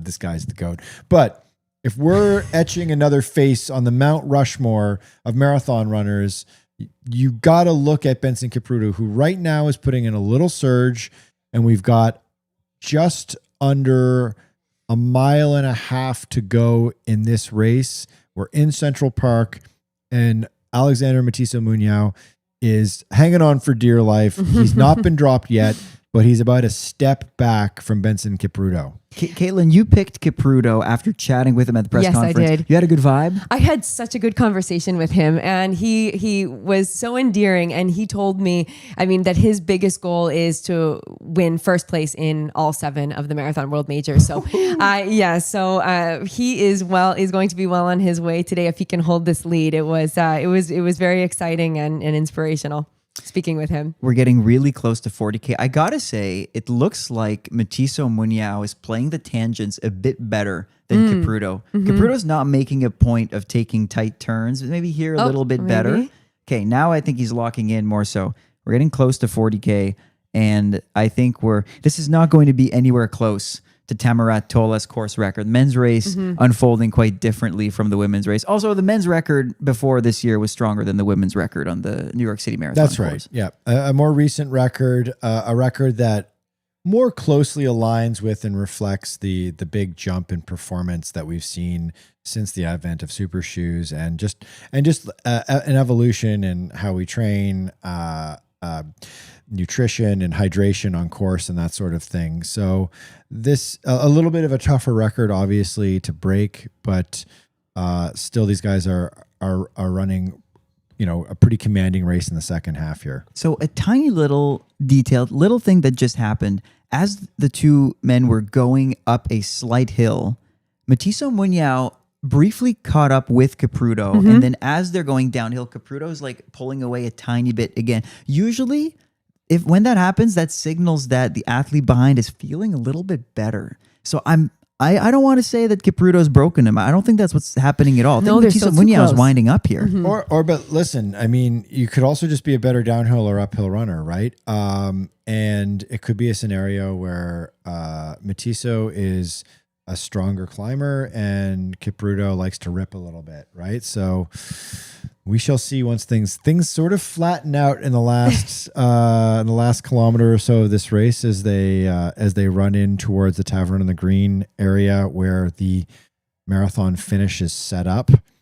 And this is going to, we've got literally a mile left to go right now. They're getting close. We have the 40K split right now. And so just for reference, we have Albert Courier 25 seconds behind. So they've pulled ahead quite considerably. They have picked it up. This is going to be a negative split, I think, for these men because the estimated finish is now 2:08:37 for the leaders. At one point, they were flirting with even that 2:11 barrier. Yes, so, it was around that. Yeah. Funny New York City Marathon. Negative splitting in New York, if you've played it well, is not all that uncommon. The start of it is a pretty hard race. What usually happens is that people lose their energy by the end, but it looks like they've played it well here. We're side by side right now. With a mile to go. Yeah, Kipruto, I'd say for the last mile or two, had been kind of seeming like he was edging out Matisse Muñoz a little bit and putting in a bit of a stronger front running performance, but Matisse is, I think he's weathered the attack pretty well here, and he's just literally sitting in the pocket behind Kipruto. Again, Kipruto has this style. We've watched him race a lot over the last couple of years. We've seen him on the big stage, and he has this kind of leaning back style. So it's hard to evaluate who is feeling stronger right now. But both of these runners seemingly matching each other. We've not seen Matisse push out ahead and try to test Kipruto at all. He's just sat behind him right now, which is potentially a good strategy. Are we going to get a move here? No, we did not get a move. Just a check over the shoulder. Matiso kind of looked like he was going to try to push ahead and then kind of just backed off. God, this is deja vu from Lochetti and Obiri. And somewhere in Germany, an Adidas executive is sitting on some top floor and smiling to himself. Pro Evo 2 versus Pro Evo 1. The question is not Adidas versus who else. It's Adidas versus Adidas right now. Yeah. It's not to say that these athletes don't have an incredible amount of input as to how the performance unfolds based on their fitness and talent levels. I'm not saying it's rigged. Yeah, but we should say it's an interesting scenario. This, he's not wearing the Pro Evo 1. He's wearing the Pro Adios 4s? Pro, the Pro 4. Is there some red under his... he told me he was going to wear the Pro 4. But that does look like a black outsole underneath, which would signal the Pro Evo. But we'll find out after. We've got Thomas in the media center, and he's going to talk to these athletes afterwards. So we'll let you know after the fact. Geez, they're side by side. Oh my goodness, this is actually a tighter race than the women's race because we're coming down into basically the final kilometer of this race right now. And they are still side by side. Last mile for those two men, 4:28. Yeah. Oof. Yeah. Okay. So they're pushing real hard right now. Oh my goodness. Okay. And I don't know who that benefits because on the one hand, Kipruto is a 2:02 guy and he has one of the great marathon performances in history in terms of time. But then on the flip, Matiso is a very fast flat course runner. He's won London and he's got very good speed. So it's a pick 'em right now. It's really hard to tell who has got the edge here in terms of just like what they prefer. Cause now we're entering the most straightforward portion of this course is this last 800 meters. We just crossed the last 800 meters. Who's going to pull away? No one's hurting. This is going to be a sprint to the finish, I think. Kipruto's always like 2 feet ahead, but that's next to nothing. Just a step ahead. That's all. But that doesn't mean anything right there. It doesn't not mean at this point. Matiso could pull ahead. We just don't know. And as we saw in the World Championships in Tokyo this year, is like you can't count any of these guys out until the very end because you can put down a massive surge in the last 30 meters and close a couple of stride lengths, right? So looks like Kipruto is looking to inch ahead in the "what have you done for me lately" category. It was all Matiso Munyao. Kipruto looked off earlier this year in Tokyo, and Munyao was on the podium 2 years in a row in London, and it just seemed like he was coming into this race with a better track record in the last 12 months. But how can you deny a 2:02 marathoner? I think Kipruto looks like Kipruto of 2024 and 2023 right now. I mean, if he wins this race, get the chisel and the hammer out. Right. We're going to be go to work. Like the Benson Kipruto profile will be etched into the Mount Rushmore of marathon runners for sure at this point. We got 200 meters to go. It looks like guys, Benson Kipruto is opening up a little bit of a gap here. Can Alexander Matiso respond? It's so slight. The gap is so slight. I give it 2 to 3 seconds, which is a lot to make up in 200 meters. Boston wins, Tokyo, Chicago. My God, Benson Kipruto can go for real history here. Whereas Matiso Munyao, we're just realizing would have to slay a dragon here. I think this is going to be Kipruto. No push-ups for us. Oh boy. Oof. For us, he was my pick, Alex. Okay, push-ups for me. Oh, here we go. No, watch this. Watch this. Oh my goodness. Oh my goodness. Oh, this is a sprint. I can't believe Matiso it. is digging extremely deep right now. Oh my goodness. Oh my goodness. What? Whoa. Oh. That's a photo finish. We don't know. That's Kipruto. I think it's That's Kipruto, but it's a photo finish. I think Kipruto just edged him out at the end. I can't believe it. That was incredible. Big smiles, and both of these guys are hugging each other right now. Obviously, they're teammates. They're clearly pals. They're just they're like laughing right now at what they just did. It's like it was like an elementary school cross country race right there. They were just like both sprinted it out and took the tape at the same time. They're looking so comfortable. On the results, it came out exactly the same, so we don't know yet because it says 2:08:09. They've unofficially given Kipruto the win. Yes, but both have the identical time. It looks like that's the way it's going to pan out. It's going to be Kipruto 1, Matiso 2, and then we got Albert Carrier 3 coming in across the line and 2:08:57. he's got to be happy with that. And then like Patrick Dever, who the UK athlete, who I believe this is his debut, just finished fourth in the New York City Marathon. 2:08:58. This is huge for Patrick Dever. Big run. Fourth is bittersweet, but once again, good prize pot. Oh, he'd be so happy with that. Finishing fourth on your very first marathon in New York City. Yes, it's all things considered, it's huge. You've got 25K coming his way, but geez, so close to the podium. Albert Career just outkicks him. Okay, so as a recap here, geez, what a stunning day for marathon running in New York on both sides. Super exciting races on both sides. So on the men's side, we just saw Benson Kipruto win his fourth different world marathon major title in a sprint finish that came down to, I would assume they had to go to a photo finish to confirm it because they broke the tape at the same time. Alexander Matiso Munoz, he finished in second place. And literally identical times of 2:08:09, and then Albert Career, the 2021 champion, takes the bronze medal in 2:08:57. So that's the men's side. It has been confirmed, I would say, that Benson Kipruto is your 2025 New York City Marathon champion. So he's won. Congratulations, Katelyn. Thank you, Michael.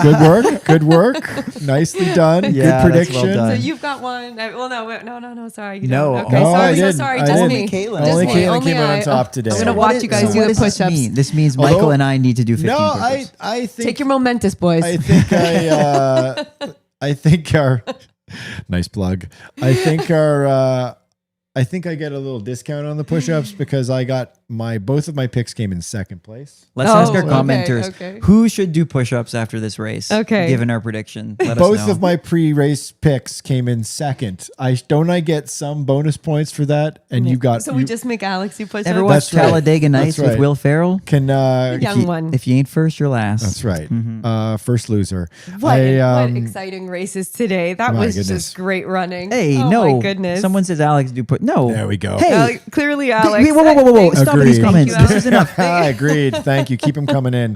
Do you Everyone want does Caitlin push-ups. and I to sit on Alex's back while he does his push-ups? Yeah. Could it be at least after my workout this afternoon? Okay, Yeah, yes. okay, sure. No problem.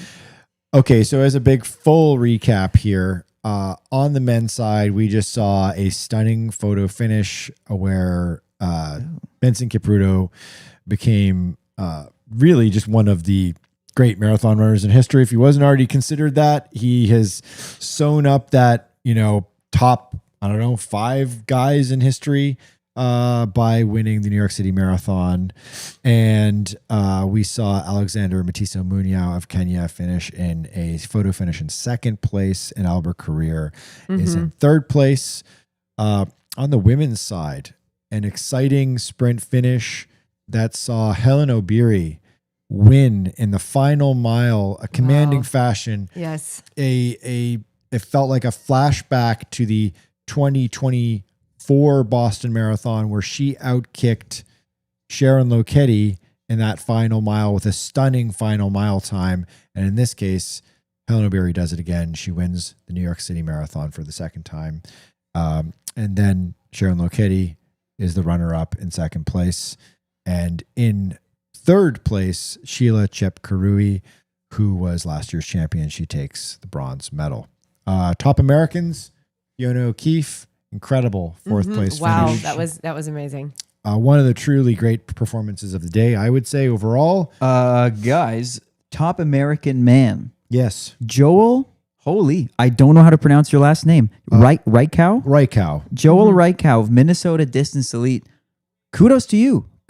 Sixth overall. place. Not at the press conference. Not mentioned in the top 20 or 25 list of elite athletes. I love it this when is that happens. This is a big performance by him. Yes. 7th place. Also not that well known of an American just yet. Charles Hicks running for Nike Swoosh. So both of them just dipped under the 210 mark.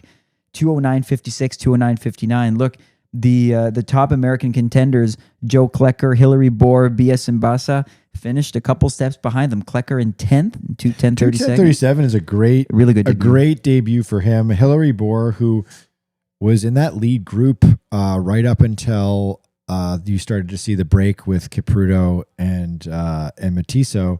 He ends up in 12th, 210.47. So a pretty solid debut for him.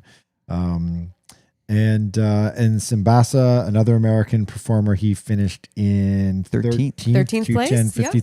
So some really solid 209, 210 performances from our guys. Shout out to our boy Colin Benny, who is our live show guest. He finishes in 15th overall. He ran 2:12. Was it 35 was his finishing time? Yes. What was that half split? Kipchoge is coming through. 65, the finish 21 line. half, 212. So a bit of a positive A little split. bit, but not by much. So we should say, update here, Eliud Kipchoge is crossing the finish line in his last marathon of his career. A bittersweet moment for him. He will finish, I think, well back for, Kipchogean standards. However, big smiles on his face. He's because he gets his medal. He's happy. He has He got it done. Star He's medal. going to immediately go to the Abbott booth in the finishing area where you can claim your 6-star medal. That's what he wanted. He's going for it, and he's like, "Put this baby around my neck." The thing's like a dinner plate. Yes. But he was saying, he told you guys in the pre-race media availability, he said that's like his big focus. It was very important to him today. Getting her done. Yes. We got to put this in context. The man is not invincible. The man is going to be 41 years old this week. Happy early birthday to Eliud Kipchoge. He will turn 41 years young. He could be 45. He could be 50. Admittedly, he doesn't really know exactly because at that 40 years ago ish in Kenya, birth records were not like super well kept. So it's unclear. There's always been a rumor that maybe he's a few years older than he is. And if he is, I mean, that's just all the more stunning for him. He, I guess, becomes the first elite athlete to finish all 7 world marathon majors. As far as I can tell, definitely if you added up all the times, he's totally the person who's finished them all the fastest. He's top ranked Best guy average. of all 7 world marathon majors. And, he just did the Sydney Marathon on August 31st. Yes. We have to take that into consideration. So his legs must feel trashed. A well-deserved finish for him. What was his overall finishing time in place? 2:14:36 finishes 17th overall. It might be his slowest marathon ever, Definitely. but I don't think he's bothered by that at this stage because for him, finishing is going out on top and he's wrapped it up. He's like, that's the all-time career in distance running right there. Mm-hmm. Yeah. So Eliud Kipchoge, a bow on a wicked career. The men are still coming in. Reed Fisher, 20th overall, 2:16:53. I bet he won't be all that happy with that, but still cracks the top 20 as an American. Yeah. Let's okay, so we've got the men's race and the women's race, at least the front, the top elite, the elite races. The men's race is wrapping up currently. We've got about how many athletes do we have in the men's race that have come through so far? The men's race, we have 20 men. 20 men so far, and the women's elite race is wrapped up at this point. So obviously still a lot of running to come for our open field for people like us who be running the marathon. Although, Mr. Cyr, you'd be, based on the clock, Where we... you'd According be to finishing Bill- right You'd be now. finishing You'd be- According now. to Bill, according to our, into our futurist, you trolled him and was like, you strike me as like a 2:30 guy. Yeah, I'd Which, still have listen, 10 minutes to go. for all of us, for the rest of us, I'd take 2:30. Any Oh day. my God, what would I trade for a 2:30 marathon? Anyway, so the open races are still ongoing. Pretty nice conditions out there today. I think it's an ideal day for running Definitely. a decent performance. Obviously, New York is a tricky course, but not an impossible course to run well. We're going to wrap up the live stream in a few minutes here, but let's cover off a couple of final things first. We're going to get, so right after this, we're going to take, 5 seconds to inhale some Momentous Fuel, Definitely. our sponsor. Get ready for your push-ups. Of today's live watch along. Thanks to Momentous. There's a link in the description for a pretty great discount on your first order with them. Fantastic products. They do fuel, so they'll do a hydration and carb mix drink, which I really like. The different flavors I think are quite good. It's very mellow. Mhm. And they've also got the recovery product, which is kind of like a milkshake. They got chocolate, they got vanilla. It's very easy to drink. It tastes good. It's like something I look forward to when I finish my run. I'd also like to put in a comment for the women runners out there, because they also have women specific supplements like iron, which is a big issue. At least for me, it's always been a really big issue. So you also want to kind of check out the other products in addition to the hydration and the recovery drinks, because there's a lot of stuff that I know that you also had some iron issues too, right? So anyway, it's great to take a look at kind of the whole array of products that they have. And the new neat product here, I'd say, is the creatine chews. Creatine is kind of like a very buzzy supplement, at least in the last, I'd say, 2 years. Helps with recovery, muscle strength, and there's some studies that suggest that like it's good for your for brain health and cognition as well. And they've come up with like a chew product, which is really good for us when we're traveling, because we don't have to like carry around weird, mysterious white powders in your carry-on luggage, which always makes for an interesting trip through the security at an airport. So the chews, there's little like chewable tablets that like are candy kind of. Yeah. So yeah, thanks to Momentous for sponsoring this watch along show. It's been a great partnership. And speaking of partnerships, we are going to roll into our podcast, our live instant reaction pod. We're going to break down, we're going to take a breath for a minute here, and then we're going to take in what we saw, and we're going to provide you with our takes on best performances, what surprised us, what really stood out, what the narrative will be of the 2025 New York City Marathon overall as we wrap up this day. And so we'll push out an instant reaction podcast. Do we just record it live? I don't know. Maybe we record it live. So, if you're hanging around YouTube, check our feed. We might pop back on and just do this thing live, do an instant reaction podcast live within the next little bit. We need a breather. I would say at least maybe 10 minutes. Yes. There's maybe 10 minutes. Get a drink of water. I don't know. I have leftover Cuban food in the fridge that I'm going to eat really fast. We can have a quick lunch. There's a half-eaten Halloween-themed sprinkled Dunkin' donut up on the counter that I left from 7:00 this morning that I will revisit. I think it's donut time. Yeah, it is donut time. Okay. And donuts, leftover Cuban food. Chug some Momentous, do an instant reaction podcast, potentially live on our YouTube feed. We'll push it out on our podcast feeds, and of course on YouTube. You can watch it afterwards as well on our YouTube feed. And then we will all go for a 10-ish mile run afterwards. That's going to be interesting. What a day.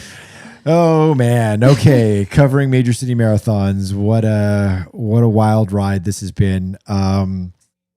Closing thoughts before we jump into the instant reaction podcast.